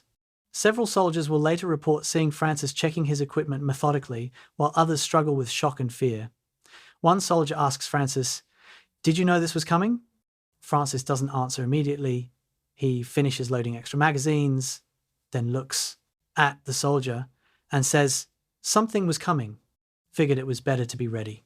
This moment, witnessed by multiple members of his squad, becomes part of Company K's folklore. Currey knew. He didn't know specifics, dates, or times, but he knew the quiet wouldn't last. His November patrols, his observation of tank tracks and vehicle sounds, his reinforced positions, all of it makes sense now. The officers who dismissed his reports as routine German activity were wrong. Francis, who said nothing after his reports were filed, who simply prepared himself, was right. At 11:30 hours, the ground war reaches Company K's sector. German infantry, supported by armour from the 12th SS Panzer Division, pushes toward Malmedy from 3 directions. The Waffen-SS troops are veterans, survivors of the Eastern Front, men who have fought in conditions that make the Ardennes look comfortable. They move with the confidence of soldiers who have broken Soviet armies and expect to break American ones just as easily. Their intelligence briefings have told them that the Ardennes sector is defended by inexperienced American divisions, that resistance will be minimal, that the breakthrough will proceed on schedule. What their intelligence hasn't told them: the 30th Infantry Division isn't inexperienced. These are the men who fought through Normandy's hedgerows, who took Aachen block by block, who have become as hard as the German veterans facing them. The initial contact occurs at 16:45 hours, twilight deepening into darkness. German patrols probe American positions, drawing fire to identify strong points. Company K holds fire discipline, revealing only minimal positions, concealing their actual strength. This is professional soldiering at its finest. Patience under pressure, tactical awareness, coordinated defense. The German probes withdraw, and for 90 minutes an eerie calm settles over the battlefield. Soldiers on both sides know this calm is temporary, that the real assault will come after dark when German infiltration tactics work best. Francis uses this time to verify his fields of fire, to confirm his fallback routes, to prepare mentally for what he knows is coming. Other soldiers pray, write last letters, or simply sit in silence confronting their mortality. Francis cleans his rifle one more time, the ritual calming him as it always does. The German assault begins at 2000 hours. Flares illuminate the sky, casting harsh shadows across the snow-covered ground. Machine gun fire rips through the darkness, tracer rounds creating geometric patterns of light and death. Mortar rounds fall with the distinctive whistle that every infantryman learns to dread. The attack comes from multiple directions simultaneously. German tactical doctrine designed to overwhelm defenders through combined pressure. Company K's positions erupt in return fire, rifles and machine guns creating interlocking fields that slow but don't stop the German advance. The difference between good troops and great troops becomes visible in moments like this. Good troops hold until forced to retreat. Great troops hold and counterattack. Company K counterattacks. But the German assault is only beginning. The 12th SS Panzer Division commits reserves, feeding fresh troops into the battle. American casualties mount. A machine gun position on Company K's left flank is overrun. German infantry infiltrates through the gap. Lieutenant Monaghan, trying to maintain situational awareness while shells explode around him, realizes his position is being enveloped. He orders a fighting withdrawal to a secondary line 500 yards back. The order passes through the company. Fall back. Maintain contact. Don't let the Germans break through. Most positions comply, retreating under covering fire. Francis's position doesn't move. Monaghan, seeing this, shouts the order again. Francis, visible in the flare light, waves Monaghan back, indicating he'll follow. He doesn't follow. The first night of the Battle of the Bulge ends with American lines bent, but not broken. Company K's sector holds, though at terrible cost. 12 men are confirmed dead, 23 wounded, badly enough to require evacuation. The company that entered the day with 94 effectives now numbers 59 capable of fighting. German casualties in the sector are unknown but presumably significant based on the volume of fire Company K delivered. As dawn breaks on December 17th, both sides pause to assess, to reorganize, to prepare for the next round. The Americans now understand what they're facing. Not a local counterattack, but a full-scale offensive involving hundreds of thousands of German troops. The Germans understand something too. The American units in their path aren't folding as expected. The schedule is already slipping. Francis Sherman Currey survives the first day of the battle without a scratch. His position, the one he refused, to abandon when ordered, proves critical. German forces attempting to flank Company K's withdrawal ran directly into Francis's field of fire. How many Germans he killed that night is unknowable. In darkness and chaos, accurate counts become impossible. What's known, the German flanking attempt failed. Company K's withdrawal proceeded without becoming a rout, and the northern shoulder held. These facts exist. The connection between these facts and Francis's refusal to retreat will become clearer later. For now, as dawn breaks on December 17th, Francis sits in his foxhole, methodically cleaning his rifle, preparing for another day that will try to kill him. The evaluation that declared him unsuitable for combat leadership sits in a file somewhere, meaningless paper judging the wrong things. The ghost of Aachen has become the ghost of Malmedy. And the Battle of the Bulge has 4 more days to run before Francis Sherman Currey writes his name permanently into military history. December 15th, 1400 hours. 21 hours before the artillery barrage that will begin the battle, Francis Sherman Currey requests a meeting with Lieutenant Monaghan. This request is unusual enough that Monaghan grants it immediately, curious about what could prompt Francis to initiate conversation. They meet in a bombed-out farmhouse that serves as company headquarters. Maps spread across a table that once held family meals, now covered in tactical symbols and unit positions. Francis stands at attention, waiting for permission to speak. Monaghan, sensing that Francis is struggling with something, tells him to relax and say what he needs to say. What follows is the longest speech anyone in Company K has ever heard Francis deliver. "Sir, there's unusual activity in the German sector," Francis begins. He describes what he's observed during his November patrols. Fresh tank tracks where no tanks should be, the sound of heavy vehicles moving at night, new communication lines strung through abandoned areas, signs of German engineering work on roads that haven't been used in weeks. He mentions increased patrol activity, German reconnaissance teams operating farther forward than normal, and what sounds like supply columns moving through the forests after dark. Each observation, taken individually, might mean nothing, Together, Francis believes they indicate something significant. He doesn't use the word offensive because he doesn't have evidence for that conclusion. He simply presents the facts and waits for Lieutenant Monaghan's response. Monaghan listens carefully, asking clarifying questions about dates, locations, and confidence levels. He respects Francis's combat instincts even if he doesn't fully understand their basis. When Francis finishes, Monaghan asks the question that will haunt him for the rest of his life. Do you think the Germans are preparing to attack? Francis pauses, considering his words carefully. I think they're preparing. Something, sir. What it is, I can't say for certain, but it doesn't feel right. Monaghan makes a decision. He writes a formal report summarising Francis's observations and forwards it to company command with a note indicating that while the source is a private soldier, the source has demonstrated consistently accurate tactical judgment. The report begins its journey up the chain of command. December 15th, 15:30 hours. Captain Bowles, Company K's commanding officer, reads Monaghan's report in his command post. He's simultaneously impressed by the detail and skeptical of the conclusion. The report describes German activity, but doesn't provide the kind of hard intelligence that changes operational planning. No unit identifications, no troop strength estimates, no information about weapons or objectives, just a soldier's observations of unusual activity.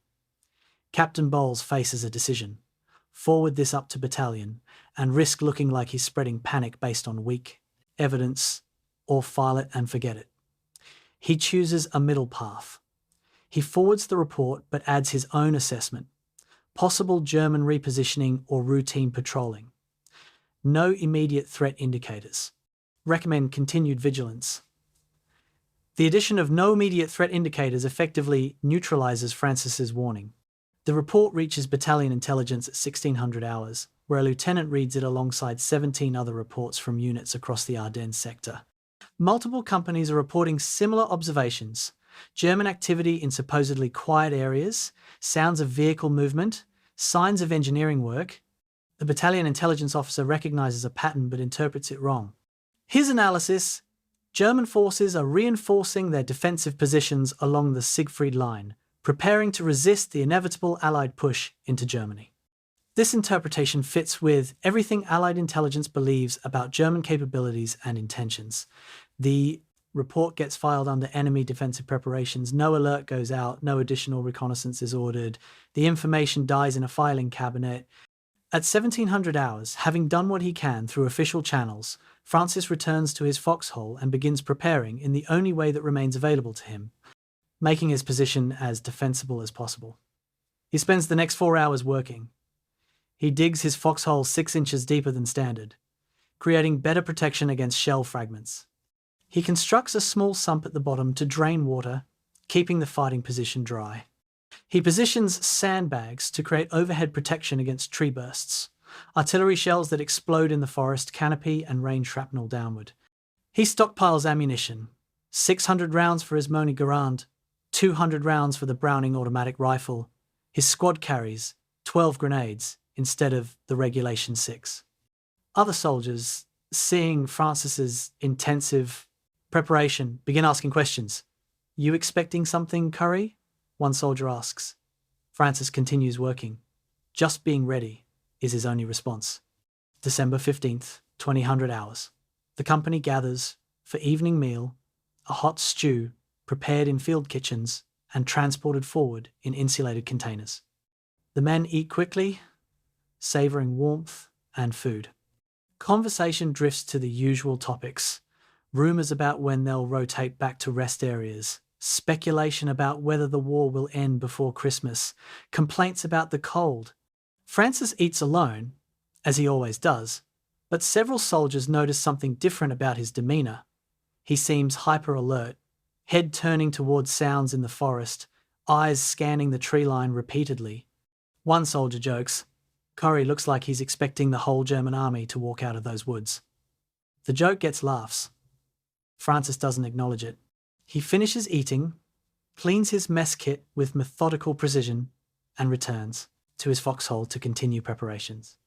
Post-war discovery of German documents reveals that Francis's observations were extraordinarily accurate. German operations orders for the 12th SS Panzer Division show that throughout November and early December, the division was conducting reconnaissance and pre-positioning supplies in the exact areas Francis patrolled. One German after-action report, dated November 14th, notes, "Reconnaissance patrol reported possible observation by American soldier. Individual displayed abnormal alertness and withdrew before contact could be established. Recommend increased operational security." The American soldier they spotted was almost certainly Francis. The Germans noticed him noticing them, recognized the threat, and took precautions. But they didn't know he had already seen enough. The tragedy of December 15th lies in the gap between individual perception and institutional action. Francis saw the signs. Other soldiers across the Ardennes sector saw signs. Multiple reports reached intelligence officers describing German activity that didn't fit the narrative of a defeated army preparing for defense. Every single report was dismissed, minimized, or misinterpreted. The failure wasn't lack of information. It was the inability to believe information that contradicted established conclusions. Allied intelligence had determined that Germany lacked resources for offensive operations. Every piece of evidence got filtered through that determination. Reports of German armour movements became routine repositioning. Sounds of supply columns became defensive preparations. The pattern was visible, but seeing a pattern requires believing it exists in the first place. December 15th, midnight. Francis sits in his foxhole, rifle across his knees, staring into darkness toward German lines. A light snow begins to fall, muffling sound, creating a silence that feels ominous. Somewhere in that darkness, 410,000 German soldiers are moving into their final assault positions. Somewhere in that darkness, the largest artillery barrage since Verdun is being prepared. Somewhere in that darkness, Hitler's last gamble is about to begin. Francis knows none of these specifics. He doesn't know about Operation Wacht am Rhein, doesn't know about Hitler's strategic objectives, doesn't know that 1,600 guns will fire in 5.5 hours. But he knows something is wrong. His observations told him. His instincts confirm it. And unlike the intelligence officers and generals who have access to far more information than he does, Francis trusts what he sees over what he's being told to believe. At 0200 hours, December 16th, Francis is still awake, still watching. Most of Company K sleeps, rotating sentries, keeping minimal watch because intelligence says this is a quiet sector. Francis doesn't sleep. He sits in his reinforced foxhole with his stockpiled ammunition and his prepared fallback routes, waiting for something he cannot name but knows is coming. When the artillery begins at 0530, Francis is not surprised. He is, perhaps uniquely among the thousands of American soldiers on that front, prepared. His preparation won't prevent the offensive. It won't stop the German penetration or save the hundreds of Americans who will die in the first hours of the assault. But it will save his life and the lives of men around him, and in 5 days it will enable him to perform actions that help prevent the northern shoulder from collapsing entirely. The evaluation that questioned his aggressive instinct missed something fundamental. Francis's aggression is cold, calculated, and deployed only when necessary. His silence is not absence but presence, the sound of a mind constantly processing information and preparing for every contingency. The problem soldier saw what the intelligence establishment missed. The quiet one listened better than those doing all the talking. And the Farmboy from Loch Sheldrake, operating on nothing but observation and instinct, was right when generals with staff officers and communications networks and decades of military experience were catastrophically wrong. 800 hours. 5 days into the battle, Company K's position has become critical. The German offensive has created a bulge 50 miles deep into American lines, hence the battle's eventual name. The northern shoulder, where Company K fights, has bent but not broken. If it breaks, German armoured spearheads will reach the Meuse River, splitting Allied forces. Everything depends on positions like Company K's holding against pressure that grows more intense each day. Francis Sherman Currey has been in continuous combat for 120 hours. He has slept perhaps 8 hours total in 5 days. He has consumed nothing but cold rations and whatever water he could melt from snow. He has killed an unknown number of German soldiers. Now, he faces the moment that will define his war and challenge every assumption about human limits under fire. The German assault begins with 4 Panzer IVs, 30-ton medium tanks mounting 75mm guns, supported by approximately 500 infantry from the 12th SS Panzer Division. Their objective is simple: destroy Company K's position, secure the road junction at Malmedy, and maintain the offensive's momentum. The tanks advance in line, their commanders confident that American infantry without anti-tank weapons cannot stop armor. Behind them, SS infantry move in disciplined formations, veterans who have broken Soviet positions and expect similar success here. Company K numbers 59 effectives after 5 days of attrition. They have 2 bazookas, 3 machine guns, and rifles. The math favors Germany. At 0845, the situation deteriorates. German machine gun fire from the advancing infantry forces Company K to keep their heads down. The panzers close to within 300 yards, firing high explosive shells that tear through the frozen ground and blast trees into splinters. Lieutenant Monahan, attempting to coordinate defense from his command post, realizes his position is about to be overrun. Company K faces encirclement. German forces are pushing from the front while additional units work around both flanks. If the flanking forces link up behind Company K, the entire unit will be trapped. Monahan needs to make a decision: withdraw now while escape routes remain open, or hold and risk annihilation. Before he can decide, Francis makes the decision unnecessary. Francis leaves his foxhole at 0845 exactly, according to multiple witness statements. He runs across 150 yards of open ground toward a disabled American Sherman tank sitting in the middle of the battlefield. The tank, knocked out 3 days earlier by German anti-tank fire, sits abandoned and burning when Francis crosses the killing zone. German machine guns track his movement. Multiple bursts of MG-42 fire chase him across the open ground. Witnesses describe watching Francis run in a pattern that seems random but isn't. He zigzags, uses micro-terrain features for momentary cover, and times his movements to coincide with German weapons reloading. He reaches the Sherman. Machine gun fire rattles off its armor, sounding like hail on a metal roof.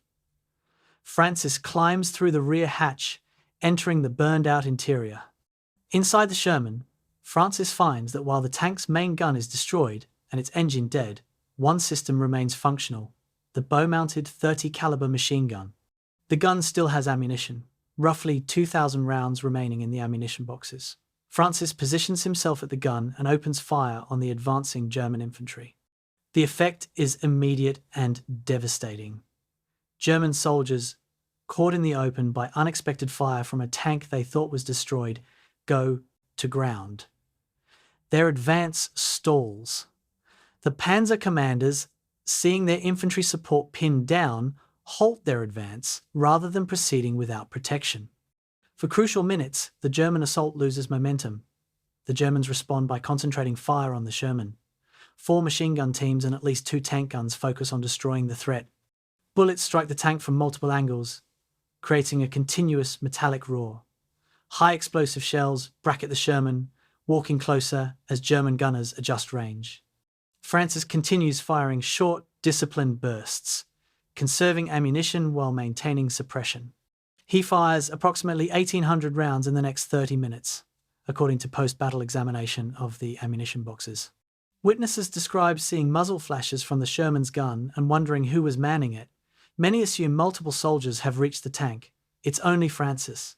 At 10:30 hours, the Sherman's machine gun runs dry. Francis has fired all remaining ammunition. German infantry, recognizing that the suppressing fire has stopped, begin advancing again. Francis does not retreat to American lines. Instead, he uses the Sherman's radio, miraculously still functional, to call artillery fire on his own position. He identifies the target coordinates, confirms range, and requests immediate fire. The artillery officer on the other end asks Francis to confirm. Is he requesting fire on his own location? Francis confirms, Enemy forces within 50 yards. Danger close. Fire for effect. The artillery officer complies.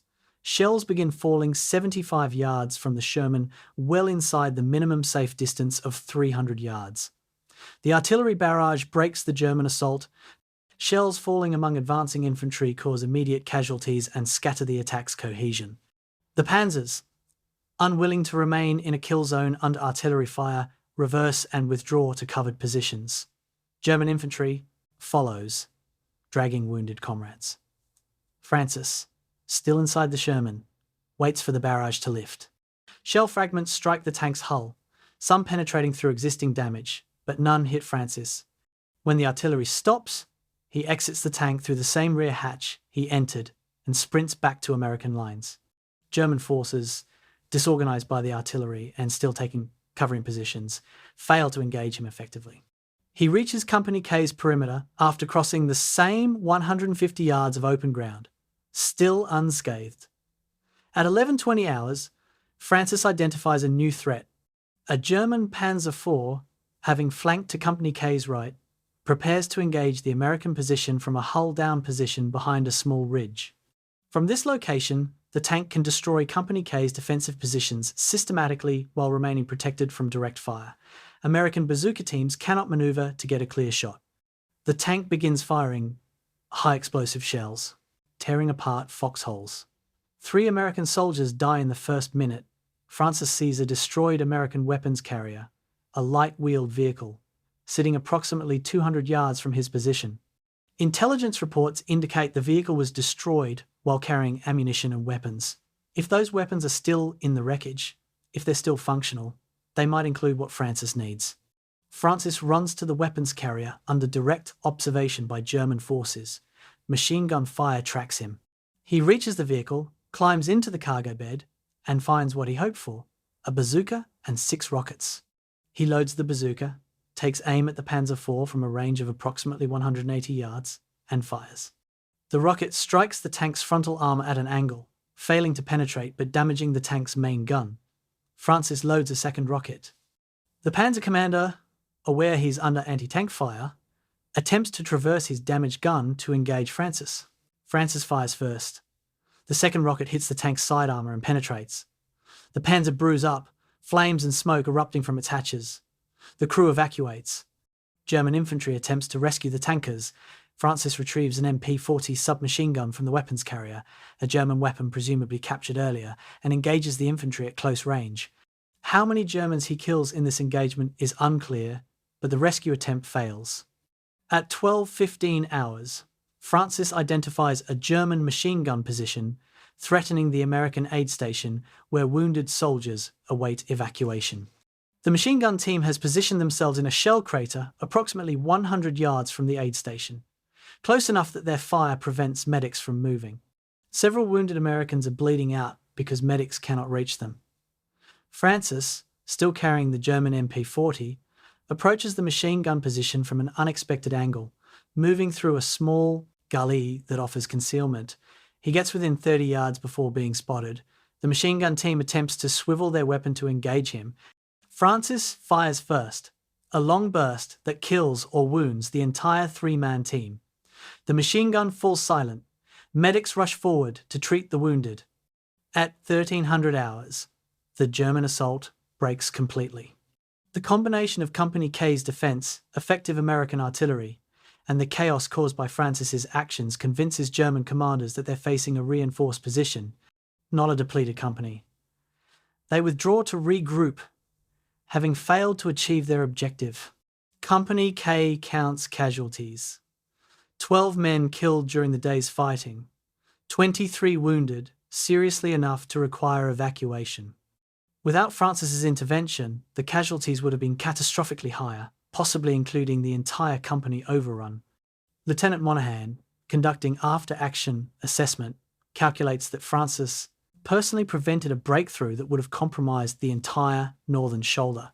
His actions saved not just Company K, but possibly hundreds or thousands of other American soldiers in adjacent positions. Francis Sherman Currey spends the hours after the battle in his foxhole, cleaning his rifle.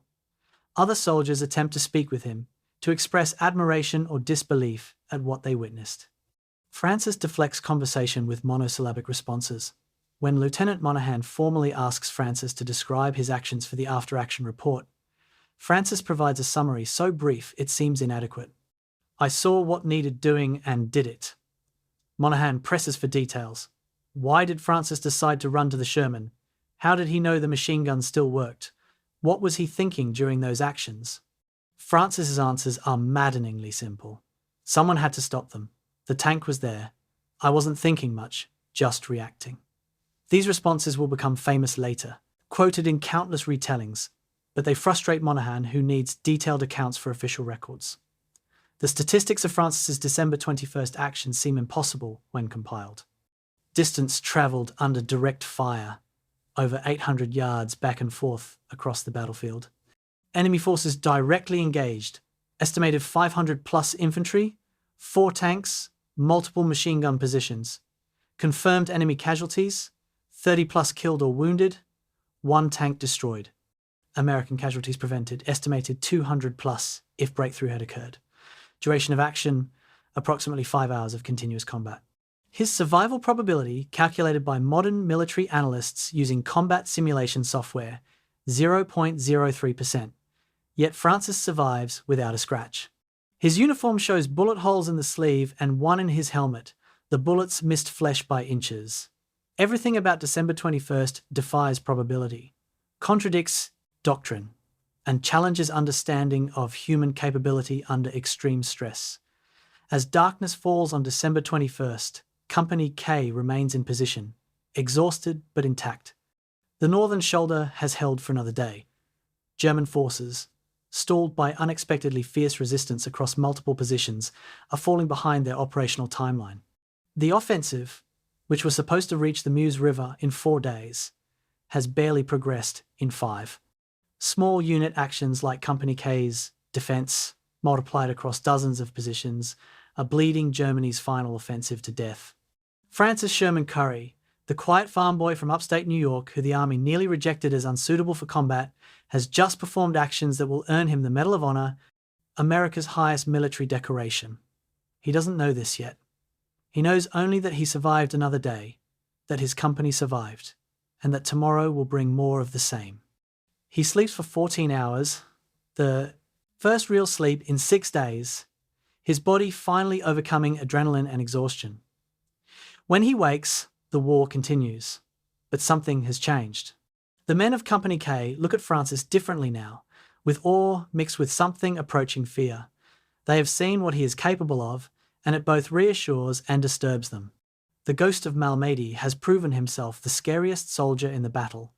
Scary not to his own side, but to an enemy that prides itself on producing the world's finest warriors. The Germans have met something they didn't expect in the Ardennes forests.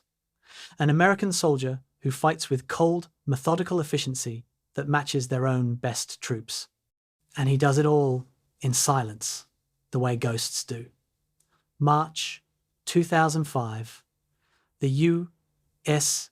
Army's Infantry Center at Fort Benning, Georgia. A team of military analysts sits before a sophisticated computer simulation designed to model combat effectiveness and survival probability. They are inputting data from a specific engagement, Malmedy, December 21st, 1944. The computer accepts the parameters: distance traveled under fire, enemy force strength, weapons engaged, duration of action, visibility conditions, temperature. When they run the simulation 1,000 times, Francis Sherman Currey survives in 3 instances. The survival probability, 0.3%.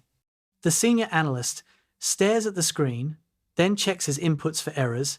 He finds none. He runs the simulation again. Same result. The computer, operating on pure mathematics and physics, declares that Francis's survival is statistically impossible. Yet Francis survived. This paradox demands explanation. The first question military analysts ask: why wasn't Francis hit? Over 2,000 rounds were fired at his positions during his December 21st actions, according to German after-action reports recovered post-war. MG-42, machine guns, Mauser rifles, tank cannon, all directed at a single individual moving across open ground or occupying exposed positions.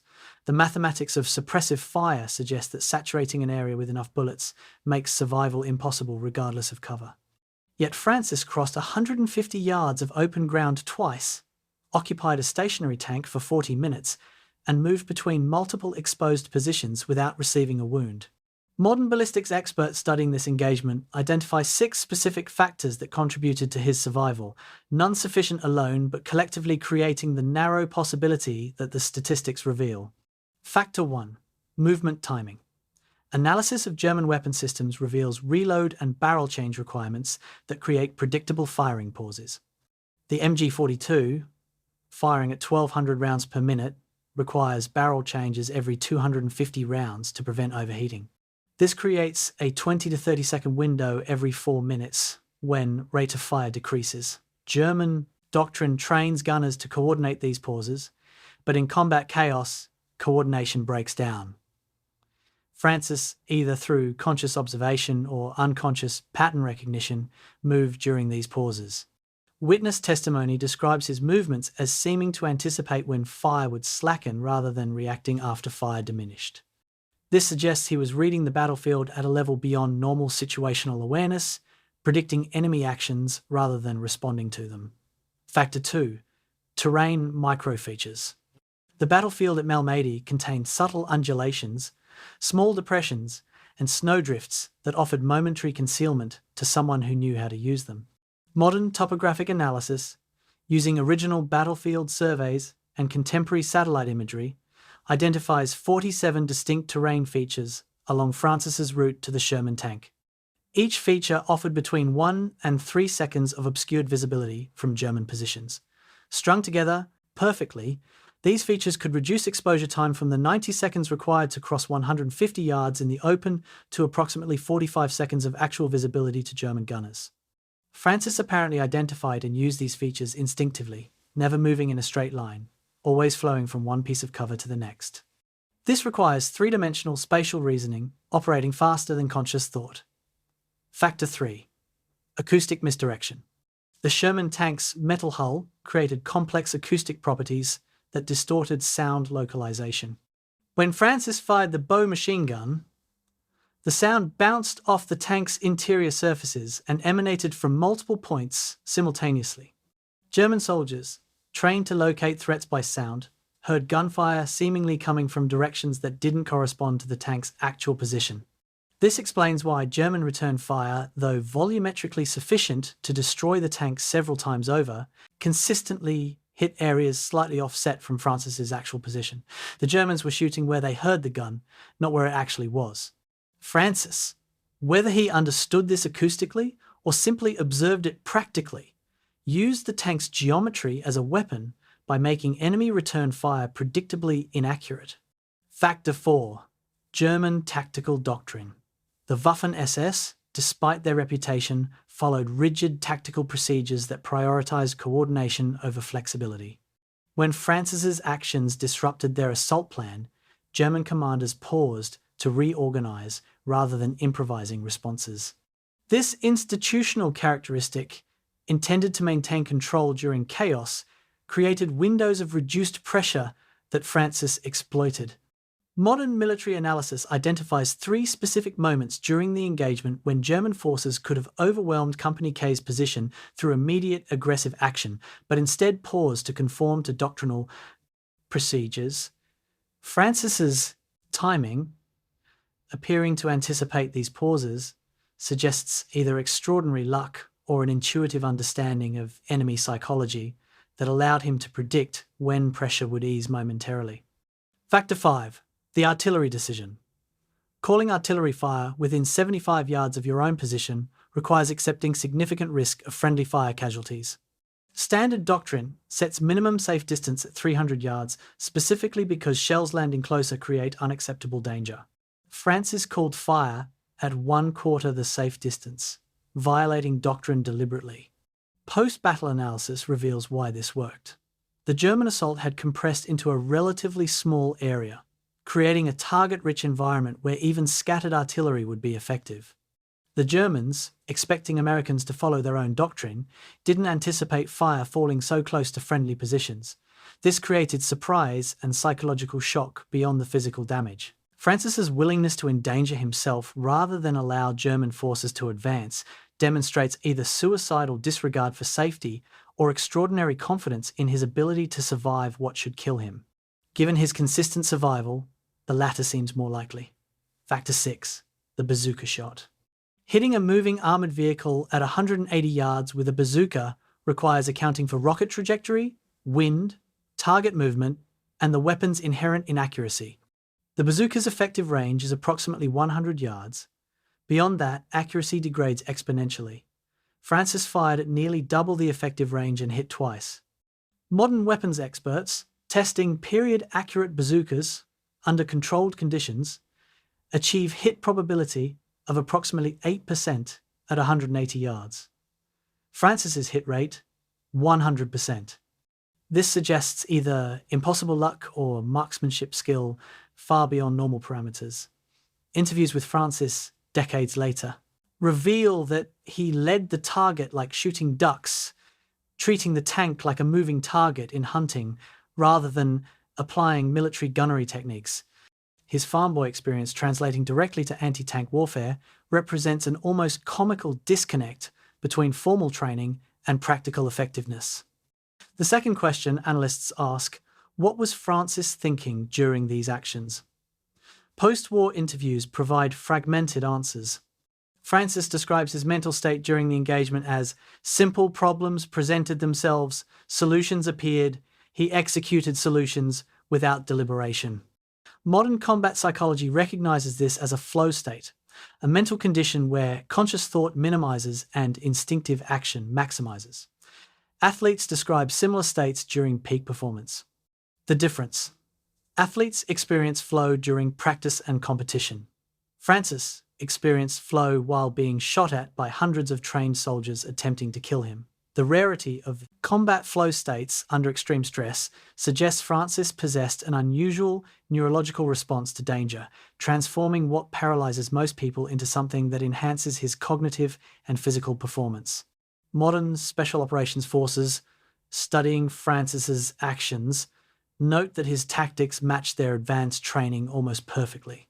Small unit leaders in the Navy SEALs and Army Delta Force learn techniques called violence of action, moving faster than the enemy can respond, attacking when defense is expected, creating psychological shock through unexpected aggression. Francis executed these techniques without training, guided only by instinct or observation. When special operations instructors teach the concept of negative space warfare, operating where the enemy isn't looking, rather than fighting for where they are looking, they cite Francis's December 21st actions as a textbook example. A soldier with no formal education beyond 8th grade independently developed tactics that modern special forces requires years to teach. This suggests that tactical genius, like mathematical or artistic genius, may be innate rather than learned, residing in brain structures that process spatial relationships and threat assessment differently than normal. The third question, could Francis's actions be replicated? The Army has attempted this, conducting training scenarios based on the Malmedy engagement. Results suggest that Francis's success required a specific combination of factors that cannot be reliably recreated. Exceptional marksmanship, unusually fast cognitive processing under stress, willingness to accept risks others consider suicidal, physical conditioning that allowed sustained maximum effort, and, perhaps most importantly, an absence of the normal fear response that degrades performance under fire. Modern soldiers, even highly trained special operations personnel, cannot consistently achieve what Francis achieved because they retain normal human responses to life-threatening stress. Francis apparently lacked these normal responses or transformed them into something else entirely. The final question, what did December 21st cost Francis? 14 hours of sleep immediately afterward suggests physiological exhaustion beyond normal parameters. The human body cannot sustain maximum adrenaline output for 5 hours without consequences. Medical examination of combat veterans who experience prolonged extreme stress reveals lasting impacts. cardiovascular strain, neurological changes, accelerated aging at the cellular level. Francis lived to 94 years old, suggesting his body tolerated the stress better than most, but the cost exists, whether visible or not. Psychological impact is harder to measure.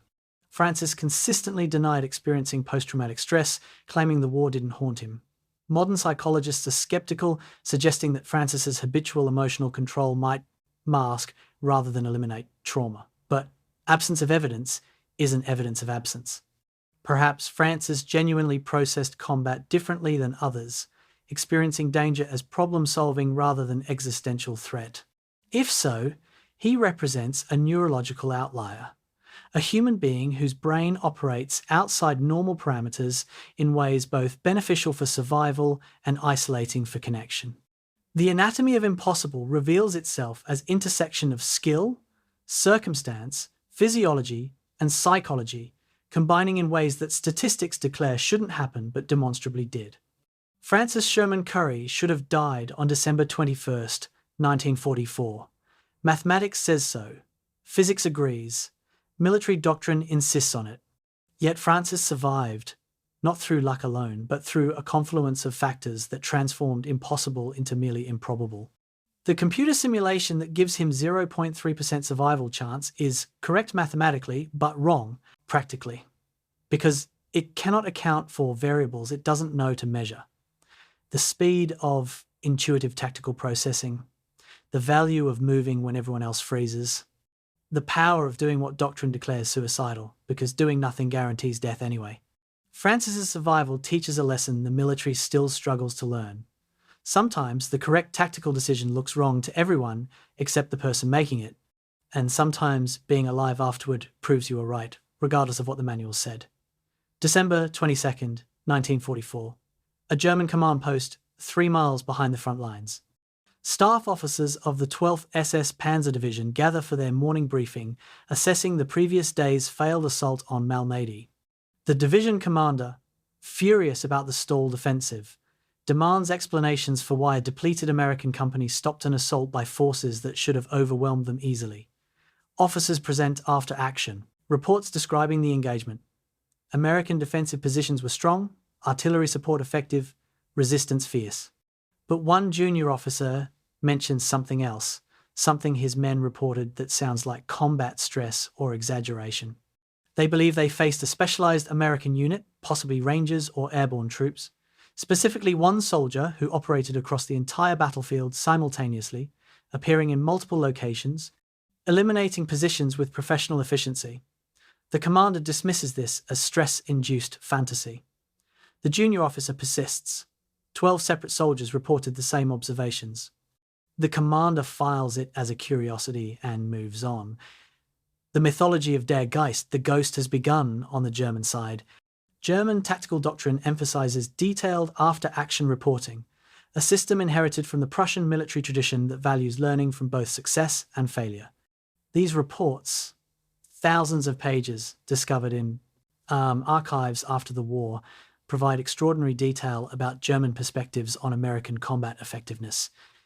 Most references describe American soldiers in mechanical terms, aggressive but unsophisticated, relying on firepower over tactics, willing to accept casualties that German forces would consider unacceptable.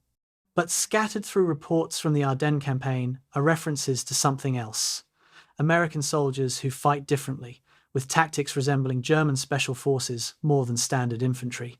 One such reference, dated December 23rd and signed by an Obersturmführer from the 12th SS Panzer Division, describes the silent American operating in the Malmedy sector. The report attempts professional analysis but reveals frustration bleeding through military language. American defensive positions in Grid Square 7429 demonstrated unusual tactical sophistication, the officer writes. Multiple strong points were eliminated by what appeared to be specialized assault troops, utilizing irregular tactics including operation of disabled vehicle weaponry, coordination of artillery fire at danger close range, and anti-armor engagement beyond standard effective range. Interrogation of wounded personnel who observed these actions indicates possible presence of American specialist or elite unit.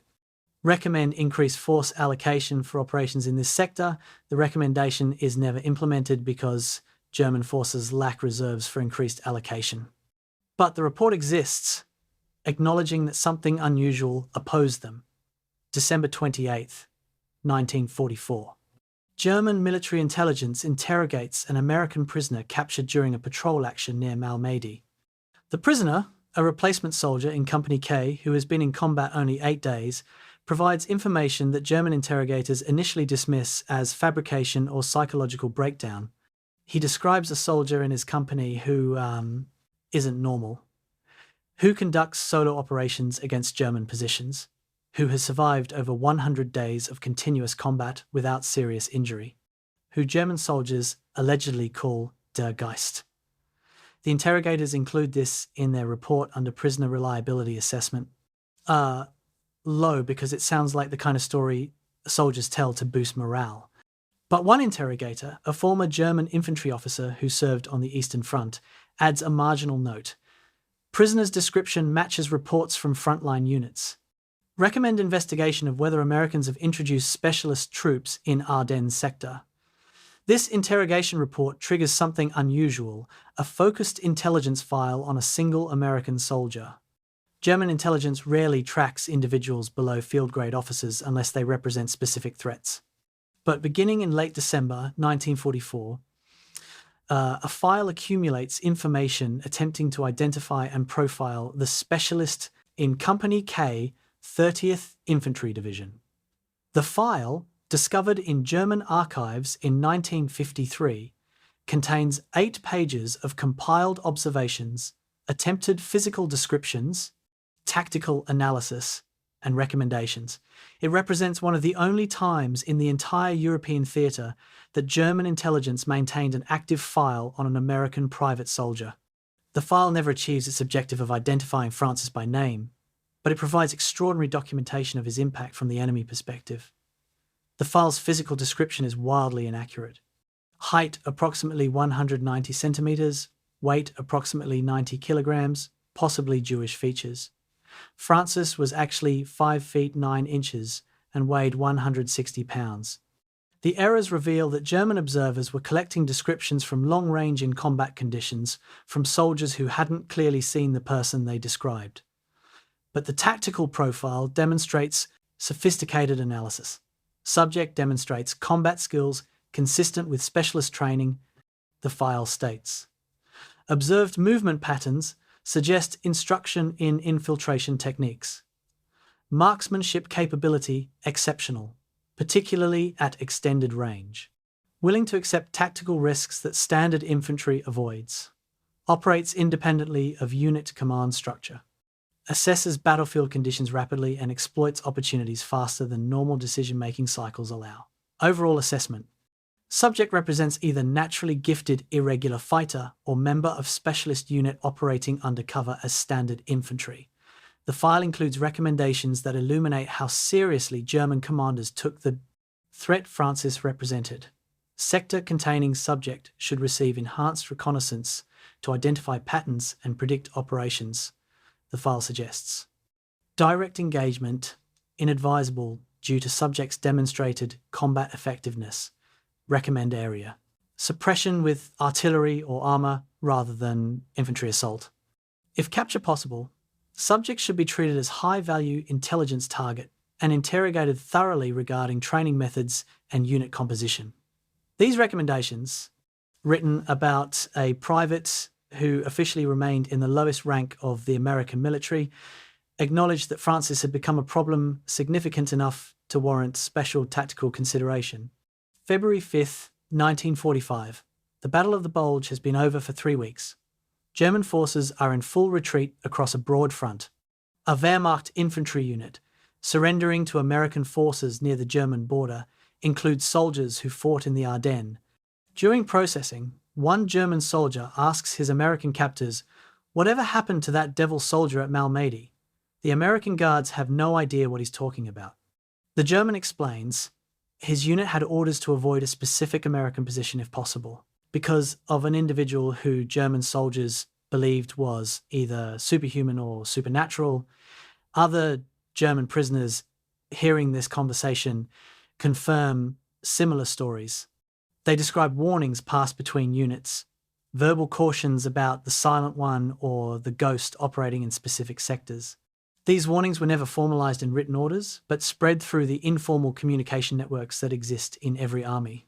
Post-war interviews with German veterans reveal the psychological dimension of the mythology. A former Waffen-SS soldier, interviewed in 1978, describes his experience at the Bulge. "We were told Americans were soft, that they would break easily, that we would push them back to the sea as we pushed the British at Dunkirk. Then we encountered Americans who fought like us, with discipline and skill. One soldier especially, we heard stories about him. Maybe they weren't true, maybe they were exaggerations, but the stories affected morale. If Americans could produce soldiers like that, maybe we weren't as superior as we believed." The psychological warfare Francis conducted wasn't intentional.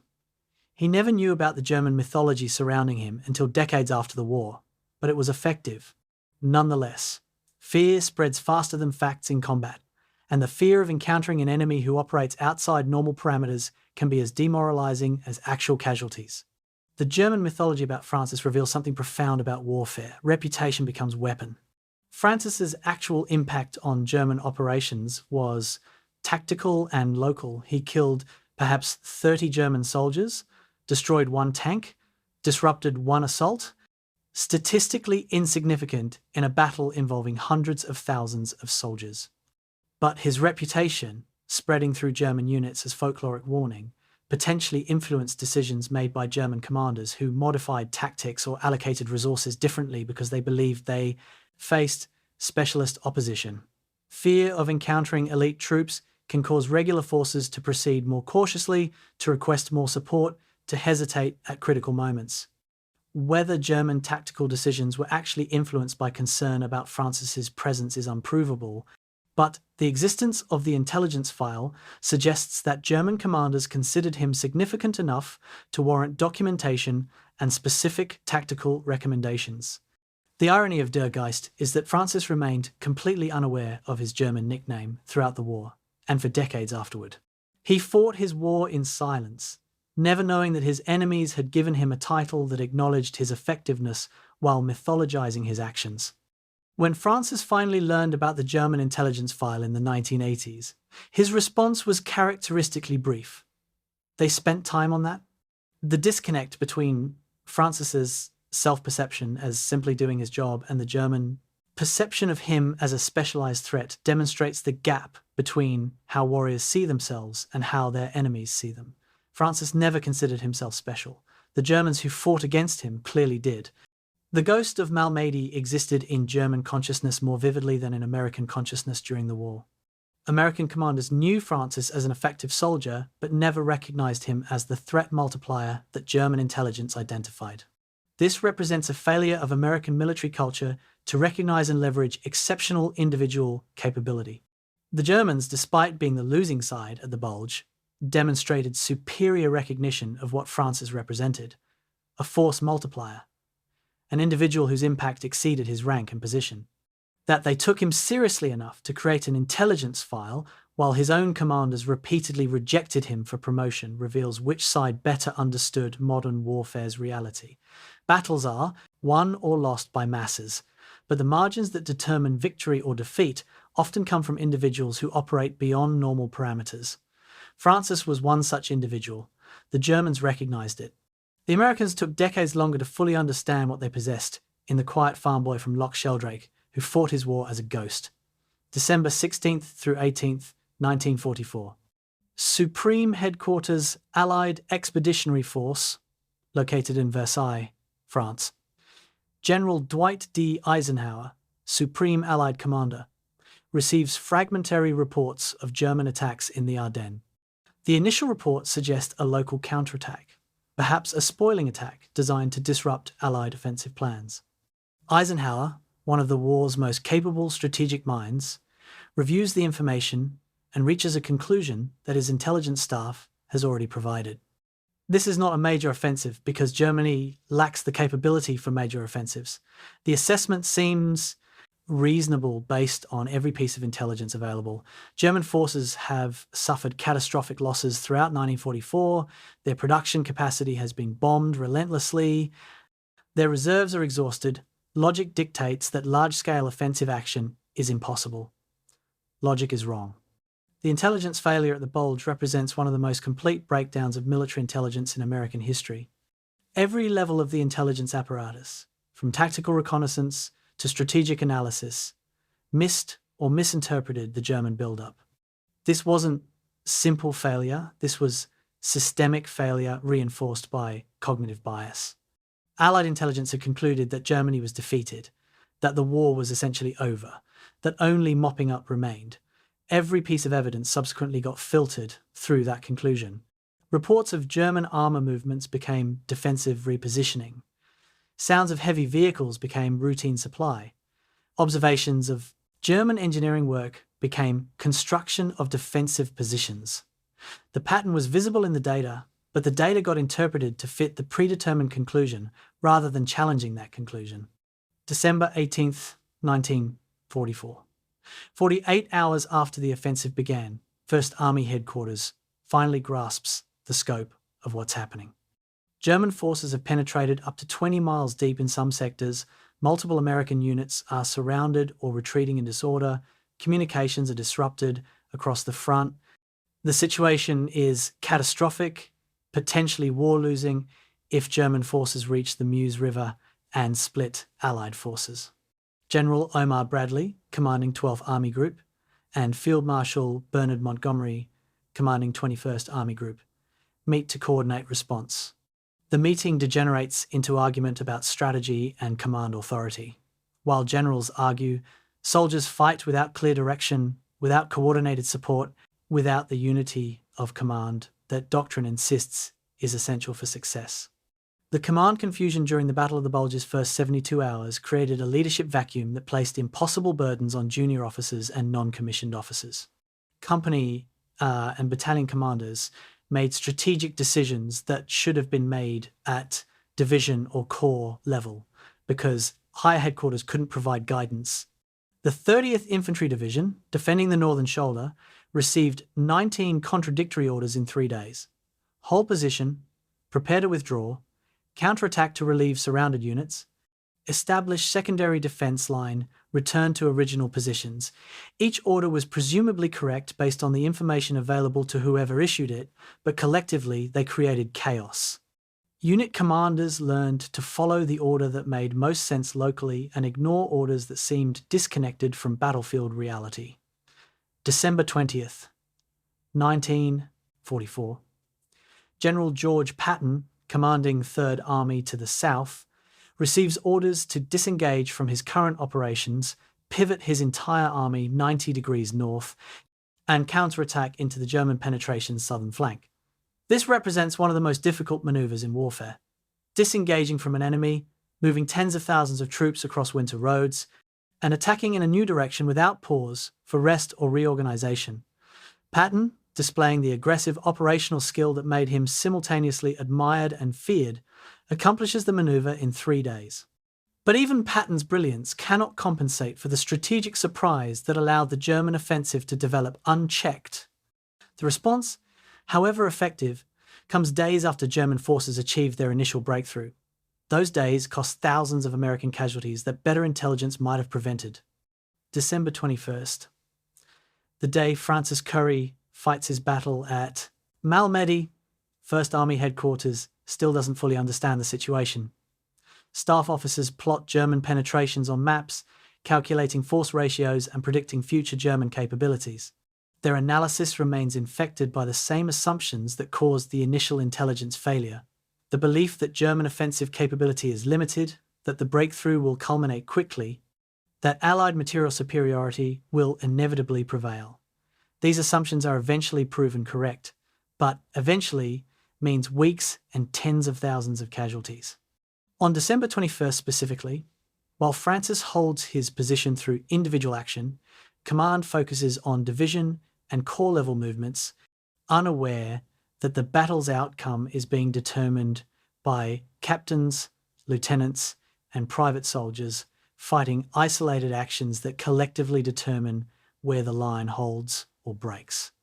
The hidden truth about the Battle of the Bulge is that American victory came despite command failures, not because of command success.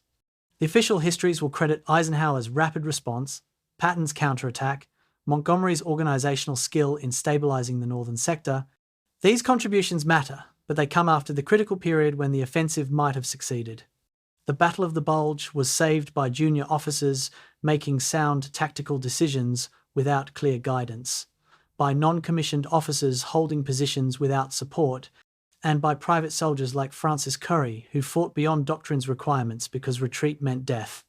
The institution that evaluated Francis as barely suitable for combat service survived its greatest test because soldiers like Francis performed actions the institution couldn't predict, measure, or replicate through doctrine. The command structure's inability to recognize exceptional individual performance extended beyond the battle itself. Throughout December and January, dozens of small, unit actions similar to Company K's defense occurred across the Ardennes front. In most cases, these actions received minimal recognition because they didn't fit the narrative that headquarters wanted to tell, a story of superior American logistics and firepower overwhelming German desperation. Individual heroism was acknowledged through medals and citations, but the deeper lesson that decentralized initiative by junior leaders and individual soldiers saved the campaign never fully penetrated institutional consciousness. The army continued evaluating soldiers using the same templates that deemed Francis unsuitable for leadership, continued promoting officers based on criteria that emphasized communication and aggression over observation and judgment. Post-war analysis reveals the staggering scale of the intelligence failure. German forces moved 30 divisions, including 7 armoured divisions with hundreds of tanks, into assault positions during November and early December. This movement required tens of thousands of vehicles, travelling on limited road networks, consuming millions of gallons of fuel, positioning thousands of tons of ammunition and supplies. Allied air reconnaissance flew daily missions over the relevant sectors. Ground reconnaissance patrols operated continuously. Signal intelligence monitored German communications.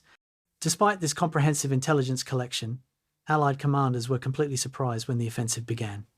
The failure wasn't lack of information, it was inability to interpret information that contradicted established beliefs about German capabilities and intentions. Francis's ignored warnings from December 15th represent a microcosm of the larger intelligence failure. He observed German activity that didn't fit normal patterns, reported it through proper channels, and was dismissed because his observations contradicted the prevailing assessment. His lack of rank and formal education made him easily dismissible.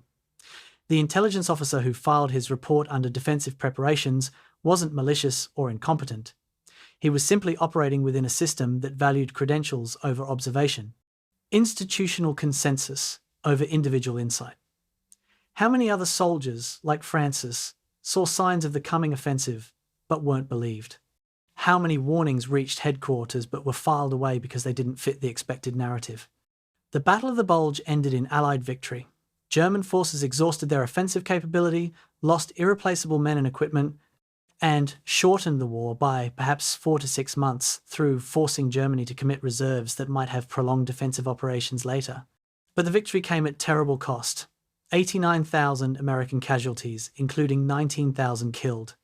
The 30th Infantry Division alone suffered 3,280 casualties during the campaign. Company K, which began the battle with 94 effectives, finished with 47.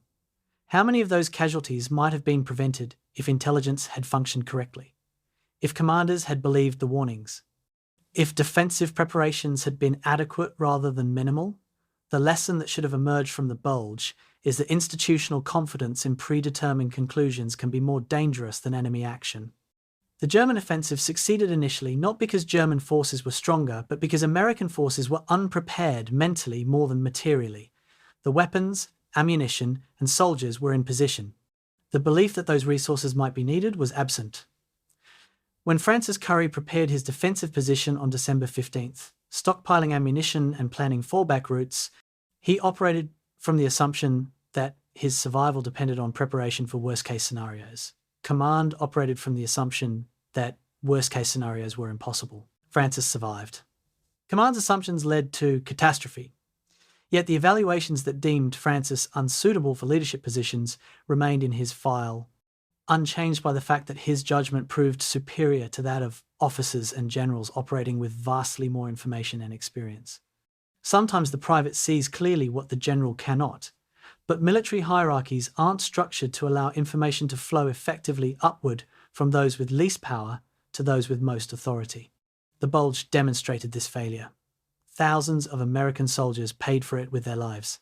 1981. A living room in Selkirk, New York.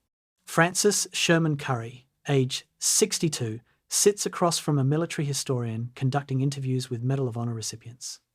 The historian has prepared extensively, reading after-action reports, combat narratives, citation language.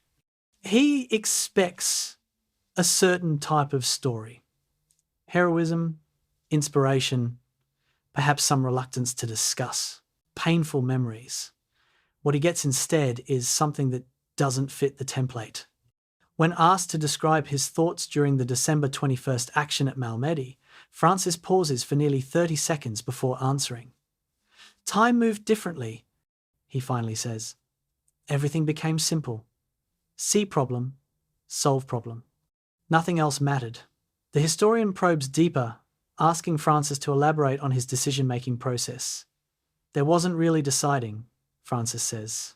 It was more like knowing what came next, like watching someone else do it, but I was the one doing it. Modern combat psychology recognizes what Francis describes as a flow state, a condition where conscious deliberation minimizes and instinctive action maximizes. Athletes experience this during peak performance. Time seems to slow down, decisions happen without conscious thought, physical capability exceeds normal limits. The phenomenon has been studied extensively since the 1970s when psychologist Mihaly Csikszentmihalyi first formally described it. Flow states occur when skill level matches challenge level, when feedback is immediate, when concentration focuses completely on the task. Combat should be the worst possible environment for flow. The challenge exceeds skill by orders of magnitude. Feedback includes bullets trying to kill you, and fear should shatter concentration. Yet some soldiers, approximately 1 to 2% according to modern military psychology studies, experience flow during combat. Francis was one of them. The psychological literature on flow states identifies specific characteristics: distorted time perception, loss of self-consciousness, merging of action and awareness, sense of control despite objective danger, intrinsic motivation rather than external reward. Francis's description of his combat experience matches all these markers. His statement that time moved differently reflects the temporal distortion common to flow. His description of watching someone else do it while simultaneously being the one doing it captures the loss of self-consciousness and merging of action with awareness. His focus on seeing problems and solving problems demonstrates the simplified cognitive state where complex situations reduce to essential elements. His lack of concern about medals or recognition indicates intrinsic motivation. Francis wasn't performing heroic actions to win awards or impress others. He was solving tactical problems because solving problems was what the situation required. December 21st, 1944, approximately 1000 hours. Francis sits in the disabled Sherman tank, firing the bow machine gun at German infantry. Bullets strike the tank's armor continuously, creating a sound like being inside a metal drum during a hailstorm. By any rational assessment, Francis should be experiencing terror. He's inside a stationary vehicle that German forces are attempting to destroy, firing at enemies who outnumber him by perhaps 20 to 1, completely cut off from friendly support. Post-traumatic stress disorder research suggests that this type of experience, prolonged exposure to immediate life-threatening danger with no escape route, should produce lasting psychological damage. Yet Francis, interviewed decades later, claims to remember the experience without emotional content. I was busy, he explains. There wasn't time to be scared. The fear came later, after it was over. But during it, I was just busy. Neurological research into combat stress responses offers potential explanation for Francis's experience. The human brain under extreme stress releases a cascade of neurochemicals. Adrenaline increases heart rate and blood pressure. Noradrenaline enhances alertness. Dopamine sharpens focus. Endorphins suppress pain. In most people, this cocktail produces the fight-flight-freeze response, with freeze being most common when the threat seems overwhelming. But in rare individuals, the same neurochemical cocktail produces hypercompetence instead. Cognitive function enhances rather than degrades. Physical capability increases. Fear converts to fuel rather than paralysis. Modern special operations psychology screens for candidates who demonstrate this response pattern because it predicts success in high-stress operations. Francis, born 25 years before anyone studied these patterns systematically, possessed the neurological wiring naturally.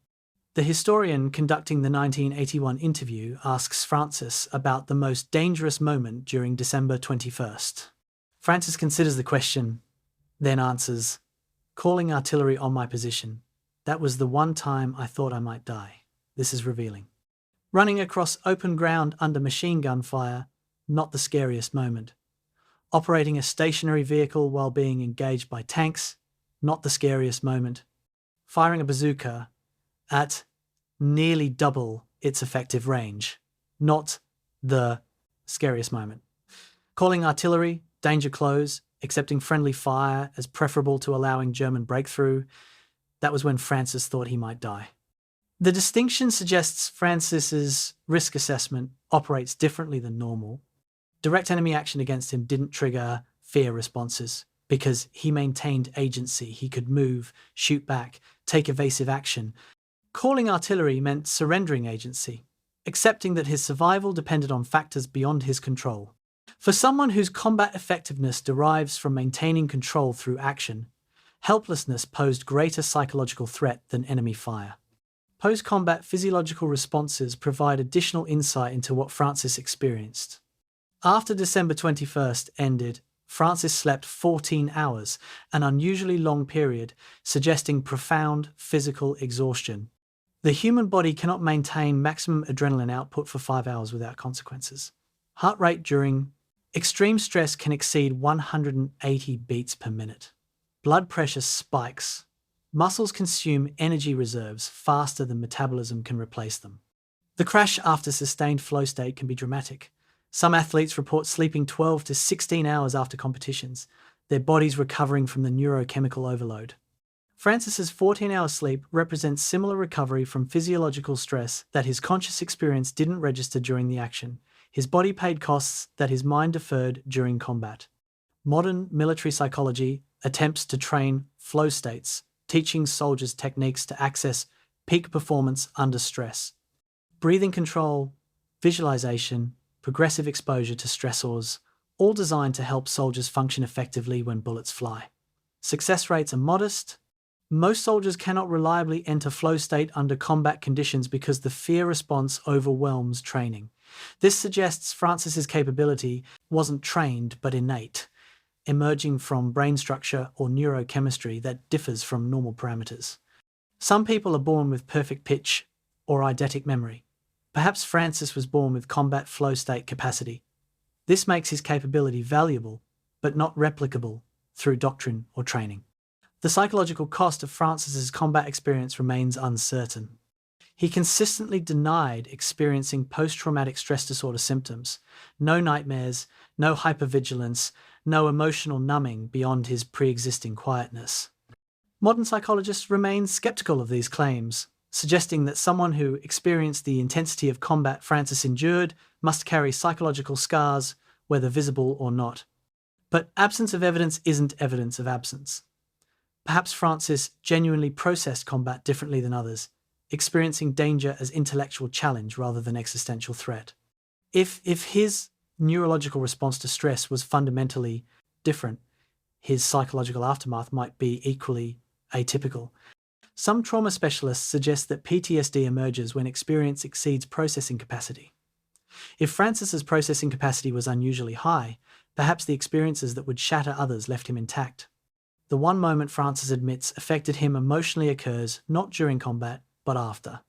When Lieutenant Monaghan informed Francis that he was being recommended for the Medal of Honor, Francis's response was silence, followed by, "There are others who deserve it more."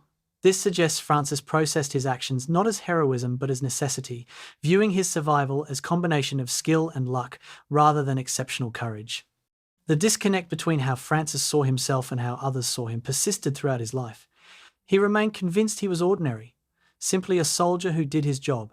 Everyone who witnessed his actions remained convinced he was extraordinary, a warrior who redefined what courage looked like. Both perspectives contain truth. Francis was ordinary in his self-perception, extraordinary in his capability, and the gap between those realities created a loneliness that military decorations couldn't bridge. Inside the Ghost was a man who experienced combat differently than others, but couldn't explain the difference in ways that created connection. His silence, interpreted as stoicism or emotional strength, might have been inability to articulate experiences that had no vocabulary. How do you describe seeing time differently? How do you explain solving problems instinctively when everyone else needs time to think? How do you share the experience of flow state with people who have never felt it? Francis's isolation wasn't just personality. It was the isolation of someone whose internal experience differs fundamentally from others, making communication across that gap nearly impossible. The Ghost was real, but the Ghost was lonely, existing in a space between normal humanity and superhuman capability, belonging fully to neither, understood completely by none. January 25th, 1945, the Battle of the Bulge officially ends. German forces, exhausted and depleted, retreat across the German border, pursued by Allied armies. The offensive that was supposed to split the Allied forces and capture Antwerp has achieved only one thing: destroying Germany's strategic reserve. Hitler's gamble has failed catastrophically. The cost: 100,000 German casualties, 700 tanks destroyed, irreplaceable losses in men and material. For the Allies, 89,000 casualties, including 19,000 killed, but strategic position improved rather than compromised. Germany's ability to conduct offensive operations is broken forever. The war in Europe will last another 3 months, but the outcome is no longer in doubt. The human cost of the Bulge exceeds statistics. The 89,000 American casualties represent sons, brothers, fathers, husbands. Each number in the casualty reports was someone who woke up on December 16th, expecting to survive the war, whose families received telegrams beginning with, "The Secretary of War desires me to express his deep regret." The 30th Infantry Division suffered 3,280 casualties during the campaign. Company K lost 72% of its December 16th strength. Of the 94 men who entered the battle, 47 finished it. The others are dead, wounded, missing, or evacuated for combat exhaustion. These numbers represent the price of the intelligence failure, the cost of command confusion, the burden placed on soldiers fighting isolated actions without clear support or guidance. March 27th, 1945. Lieutenant Edward Monaghan submits the recommendation for Francis Sherman Currey to receive the Medal of Honor. The medal, America's highest military decoration, requires extraordinary evidence, actions above and beyond the call of duty, at risk of life, witnessed by at least 2 independent observers for each action cited. Monaghan's recommendation describes December 21st in detail, providing witness statements from 6 soldiers who observed Francis's actions. The recommendation emphasizes not just what Francis did, but the strategic impact. His actions prevented a German breakthrough that might have compromised the entire northern shoulder. The recommendation moves through channels, company to battalion to regiment to division, each level adding endorsements. At each level, officers read the account with something approaching disbelief, checking witness statements to confirm that the actions described actually occurred. The recommendation reaches 1st Army Headquarters in April, where a staff officer reviewing Medal of Honor submissions notices something unusual. The soldier being recommended is a private who has never been promoted, whose service jacket contains multiple evaluations questioning his leadership potential, who was flagged during training as having insufficient aggressive instinct, The disconnect between the evaluations and the recommended actions is so extreme that the staff officer investigates whether there's been some administrative error. Whether perhaps two soldiers named Currey were confused in the paperwork. No error. The same soldier who was nearly rejected as unsuitable for combat has performed actions that warrant the nation's highest decoration. The staff officer forwards the recommendation with a note. This case highlights potential deficiencies in our soldier evaluation systems. July 27th, 1945. The White House, Washington, D.C. President Harry Truman, in office only since April following Franklin Roosevelt's death, hosts a ceremony honouring Medal of Honor recipients from the European theatre. 28 men received the decoration, each called forward individually to have the medal placed around their neck by the president. When Francis Sherman Currey's name is called, he walks forward in his dress uniform, stands at attention while Truman reads the citation, accepts the medal with a handshake, and returns to his position. The entire interaction lasts 90 seconds. Francis speaks 3 words. "Thank you, sir." Afterward, reporters attempt to interview the recipients. Most provide quotes about duty, honour, and fallen comrades. Francis, when approached, says, "I was doing my job." Others deserve recognition too. The reporters, accustomed to medal recipients embracing their moment, find Francis's reticence strange. One writes in his article, "Private Currey, the quietest hero in a room full of heroes, seemed uncomfortable with the attention his bravery earned." The Medal of Honor transforms Francis's official status but not his self-perception. He remains a private, refusing the promotion to sergeant that typically accompanies the decoration. He returns to occupation duty in Germany, serving with the 30th Division until his discharge in November 1945. Fellow soldiers treat him with a mixture of respect and awkwardness, unsure how to interact with someone whose actions have become legendary but whose personality remains unchanged.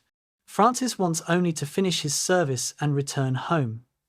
The evaluation system that deemed him unsuitable never acknowledges its error. No revision of training doctrine occurs based on lessons from his effectiveness. The institution honours Francis as an individual while ignoring what his success suggests about the institution's methods for identifying and developing combat leaders. 1946 through 1950. The Army begins comprehensive post-war analysis, attempting to identify lessons from the European theatre that should inform future training and doctrine. Thousands of after-action reports get reviewed, combat interviews analysed, tactical patterns studied. The Battle of the Bulge receives particular attention given the intelligence failure and the near-catastrophic initial German success. Analysts identify several critical factors that prevented German breakthrough.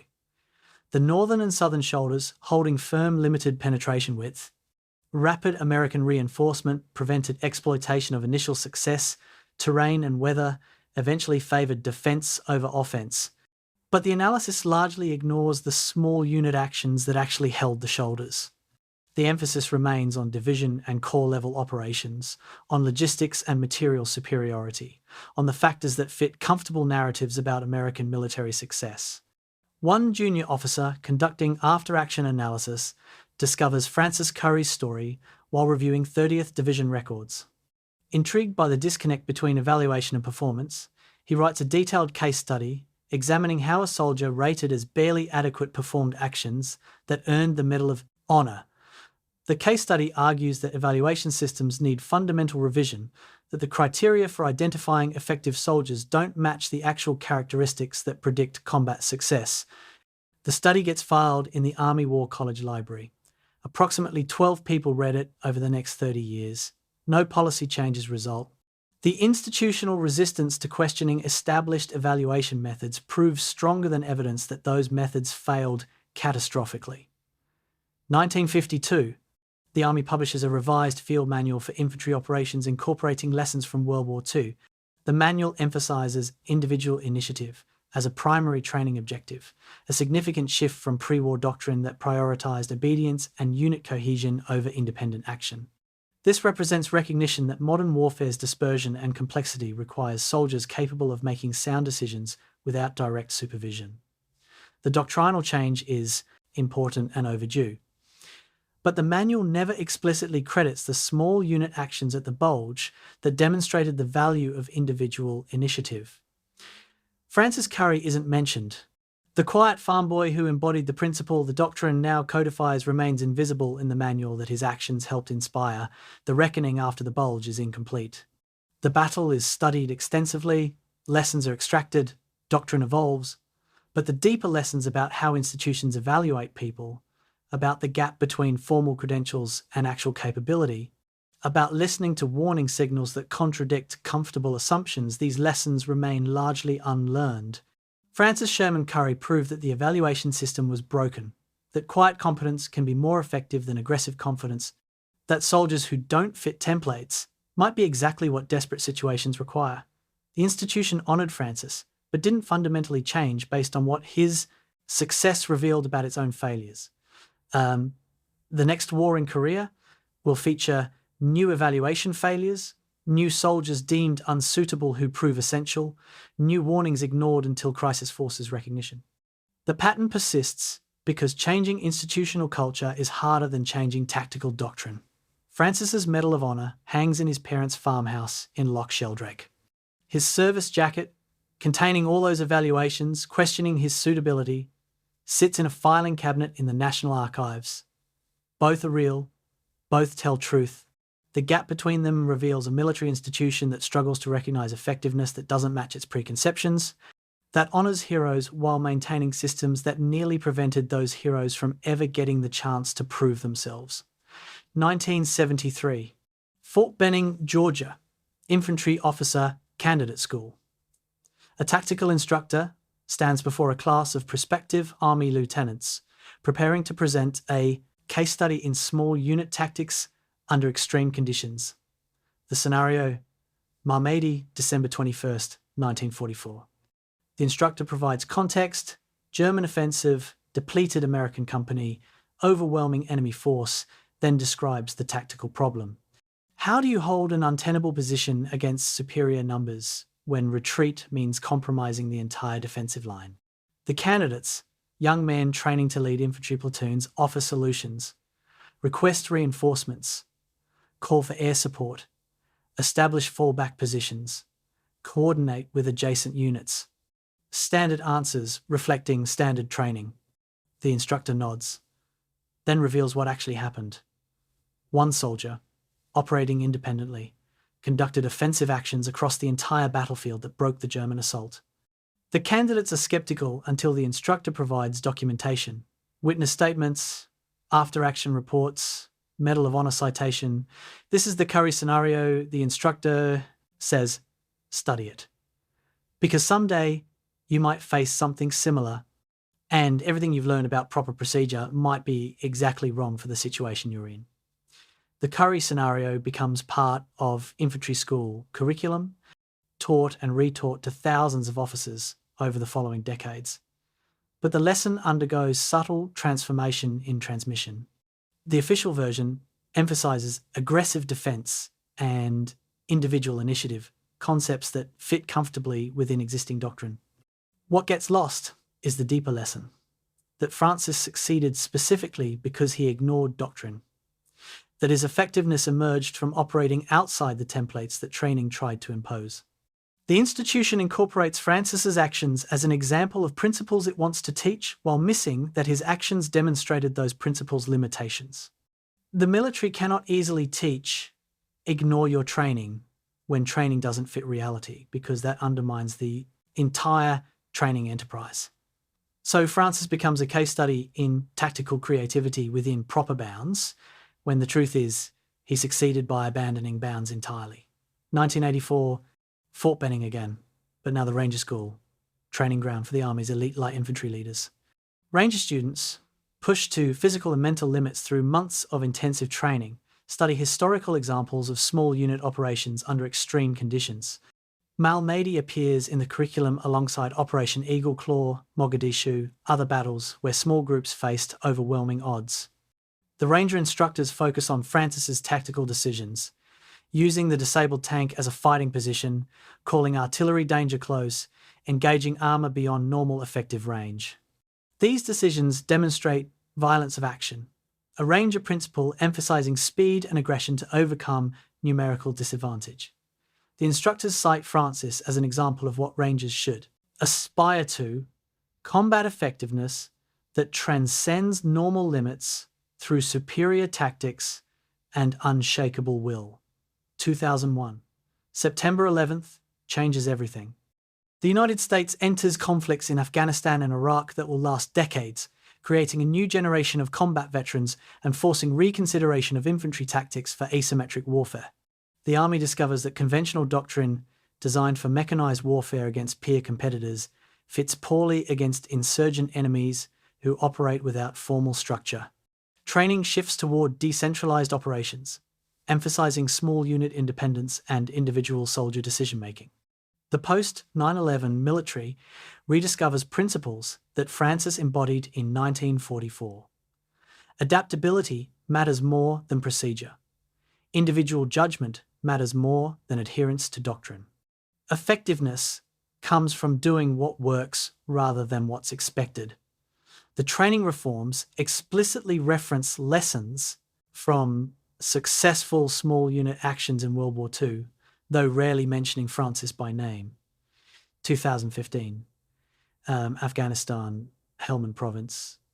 An army squad leader, pinned down by Taliban fire in a compound fight, faces a tactical problem.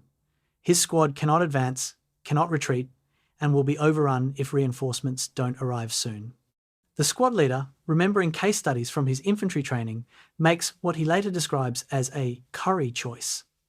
He leaves cover, draws enemy fire to himself, and maneuvers to a position where he can engage the Taliban fighters with a captured machine gun. His action breaks the stalemate, allowing his squad to advance and secure the objective. When asked later about his decision, the squad leader says, "I remembered learning about that World War II soldier who did something similar. If it worked for him, maybe it would work for me. Plus, nobody else was doing anything, so might as well be me." The action earns the squad leader a silver star. His citation language echoes Francis's Medal of Honor citation from 70 years earlier, describing nearly identical tactical decisions under similar circumstances. The modern military's understanding of Francis's legacy focuses heavily on tactical innovation, but his psychological profile proves equally influential.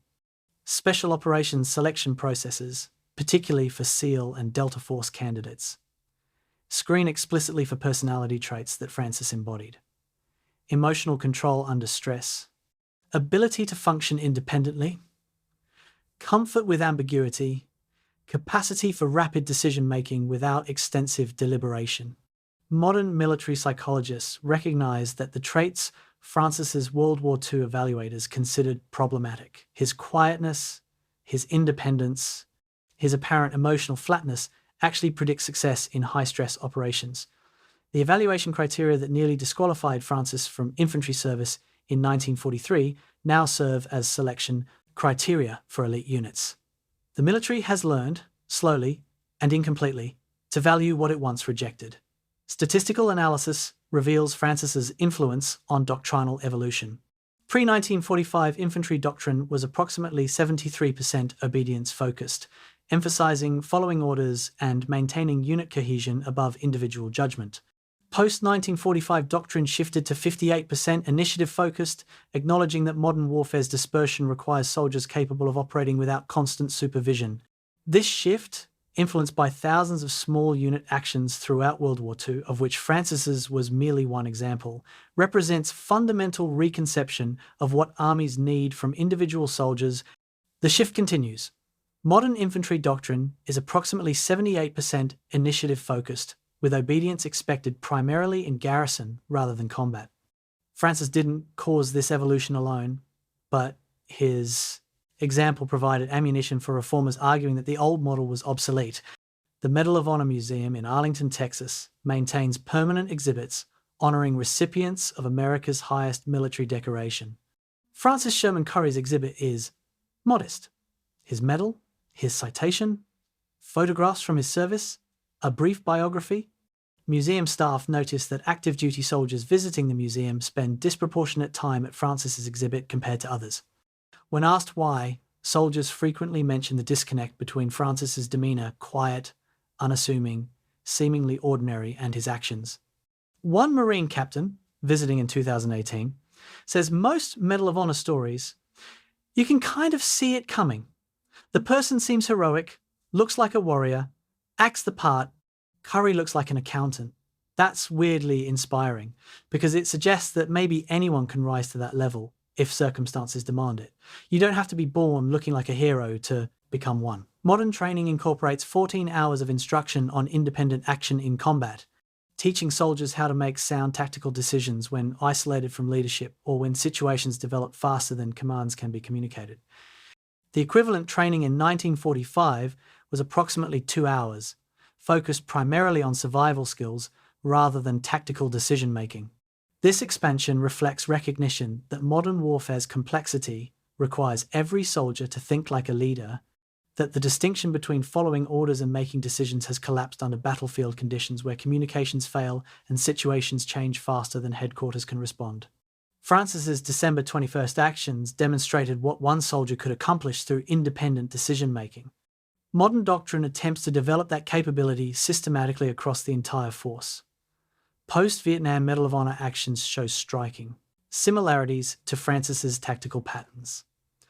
Of the approximately 150 Medals of Honor awarded for actions in Vietnam, Grenada, Panama, Somalia, Iraq, and Afghanistan, roughly 67% describe soldiers operating independently or semi-independently, conducting offensive actions while defending, accepting extreme personal risk to prevent larger unit casualties, and making tactical decisions without authorization that proved correct. Francis's pattern, the defender who becomes attacker, the individual who impacts force-level outcomes, the soldier who survives impossible situations through skill rather than luck, recurs throughout modern combat history.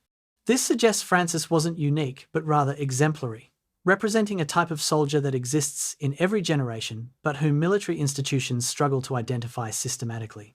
The question that Francis's legacy raises but never fully answers: can his effectiveness be trained, or was it innate?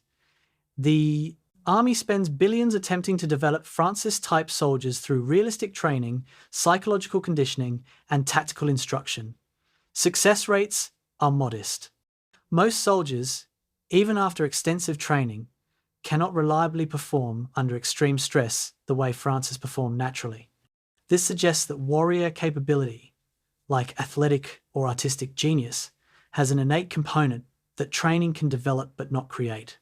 The implications are troubling for an institution that wants to believe any soldier can be made effective through proper training. Perhaps some capabilities cannot be taught, only identified and leveraged. If so, the evaluation systems that nearly rejected Francis before he proved himself represent ongoing institutional failure. How many potential Francis Curreys are currently being screened out of combat roles because they don't fit templates? How many would prove extraordinary if given the chance? The military has no good answers to these questions. Francis Sherman Currey's echo across time is the sound of an institution slowly, incompletely learning lessons about human capability and institutional blindness. His tactics are taught, his decision-making is studied, his psychological profile is analysed. But the core lesson that the quiet, unremarkable-seeming soldier might be exactly who you need when everything is falling apart remains only partially absorbed. The military honours Francis while maintaining evaluation systems that would still flag him as concerning. The Ghost walks through training manuals and case studies and tactical discussions, present but not fully integrated, acknowledged but not understood. Perhaps full understanding is impossible.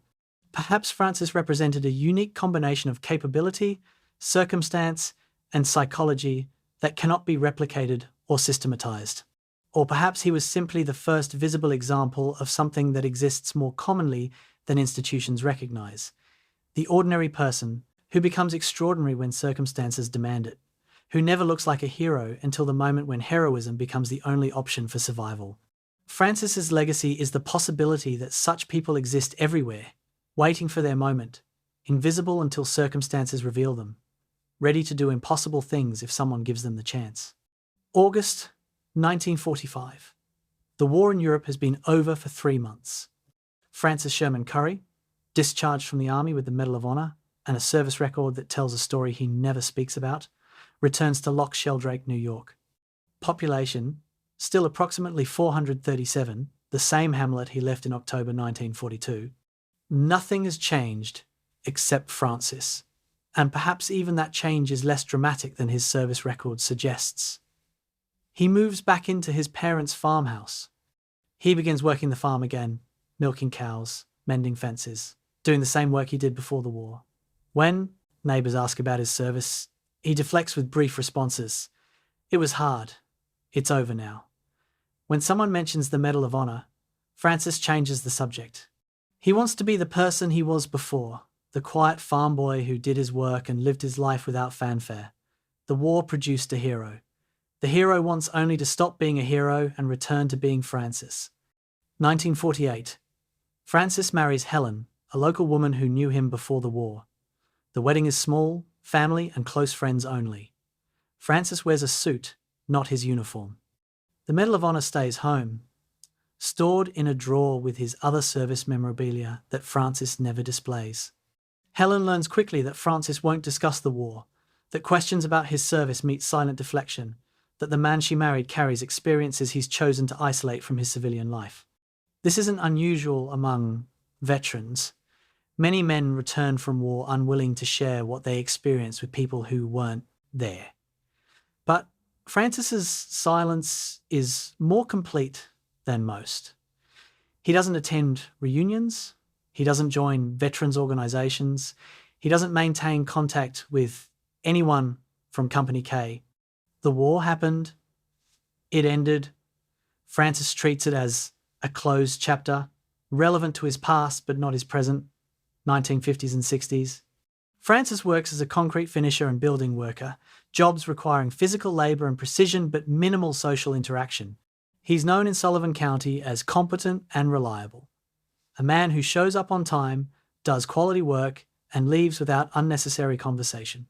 Employers appreciate his consistency. Co-workers find him difficult to know but easy to work with. Francis and Helen have 3 children, raised them in the same rural environment where Francis grew up. The children learn their father received the Medal of Honor when a school project requires them to research family history. They find his medal in a drawer, wrapped in cloth, ask him about it, receive a brief explanation. I was a soldier. I did what soldiers do. The children ask for details. Francis says, that was a long time ago. The conversation ends. Across 3 decades, Francis gives fewer than 20 documented interviews about his service.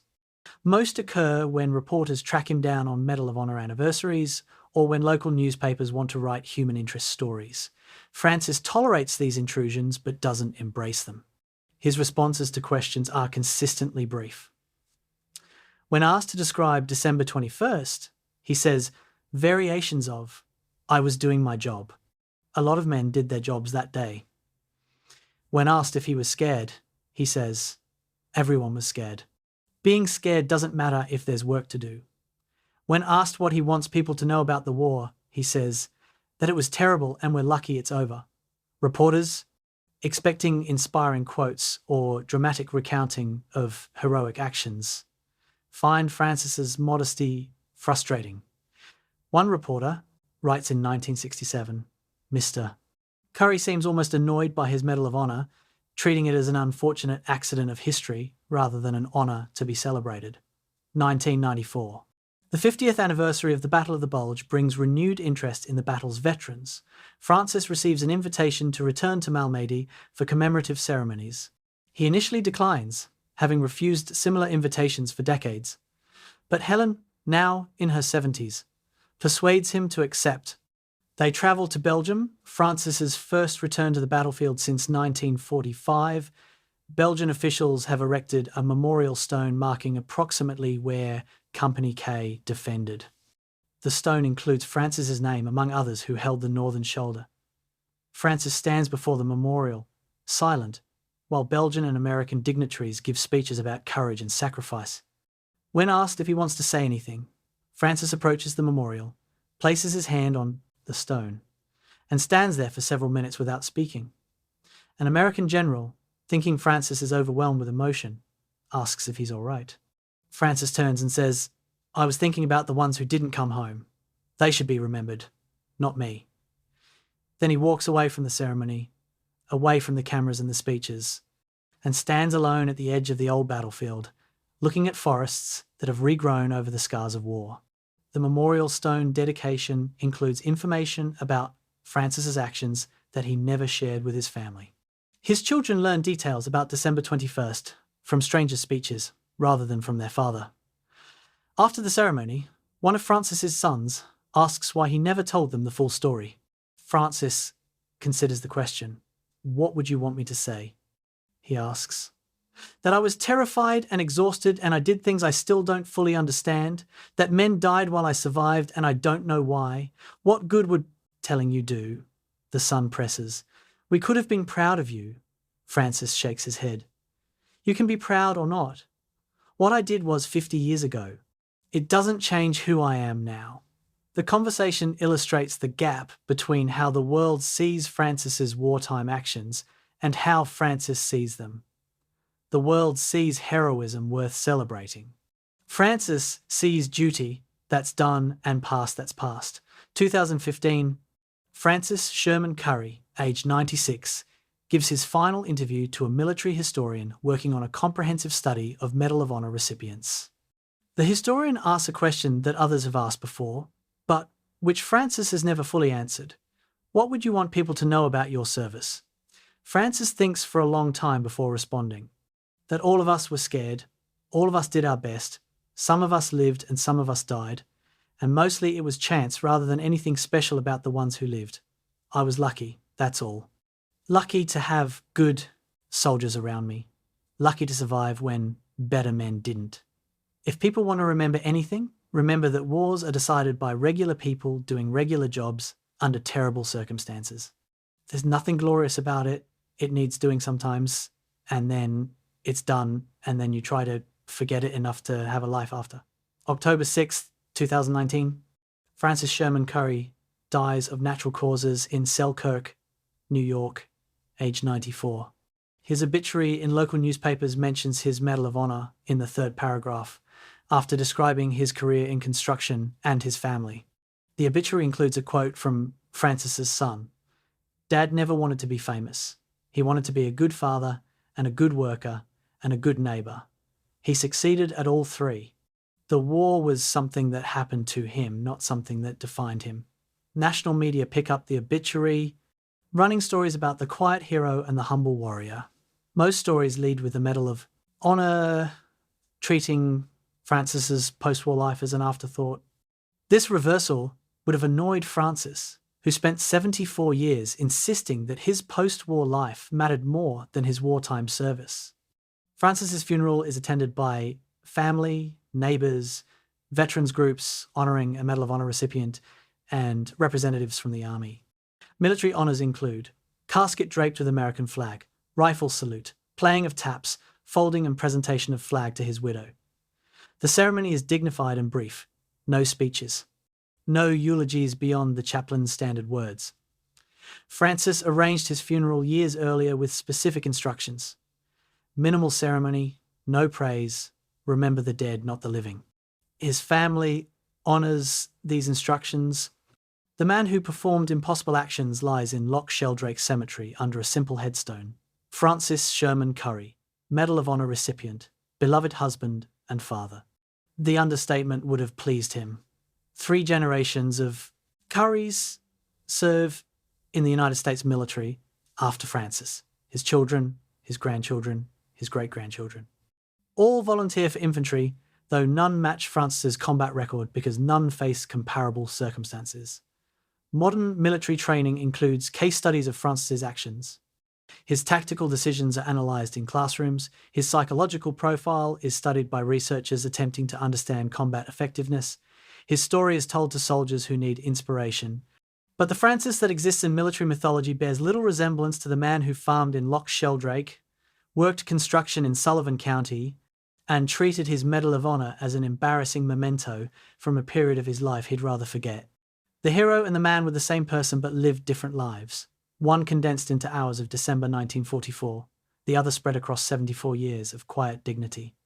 The essential Francis Sherman Currey remains difficult to capture. The evaluation said he was unsuitable. The Medal of Honor says he was extraordinary. Fellow soldiers said he was a ghost. His family says he was devoted and quiet. Military historians say he was tactically brilliant.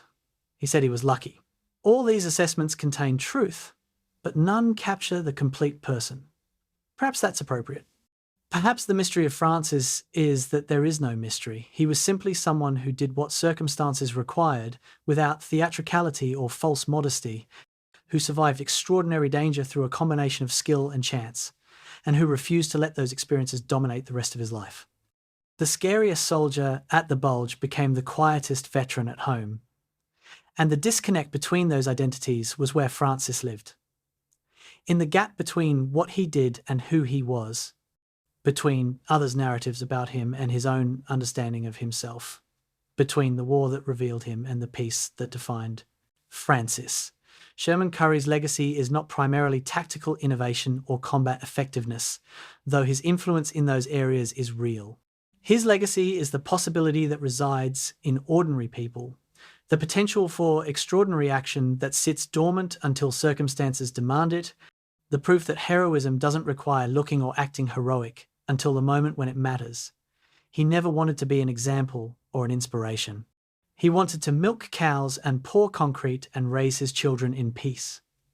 That he did, both performed impossible feats and lived an ordinary life, suggests that maybe these aren't contradictions but complementary truths.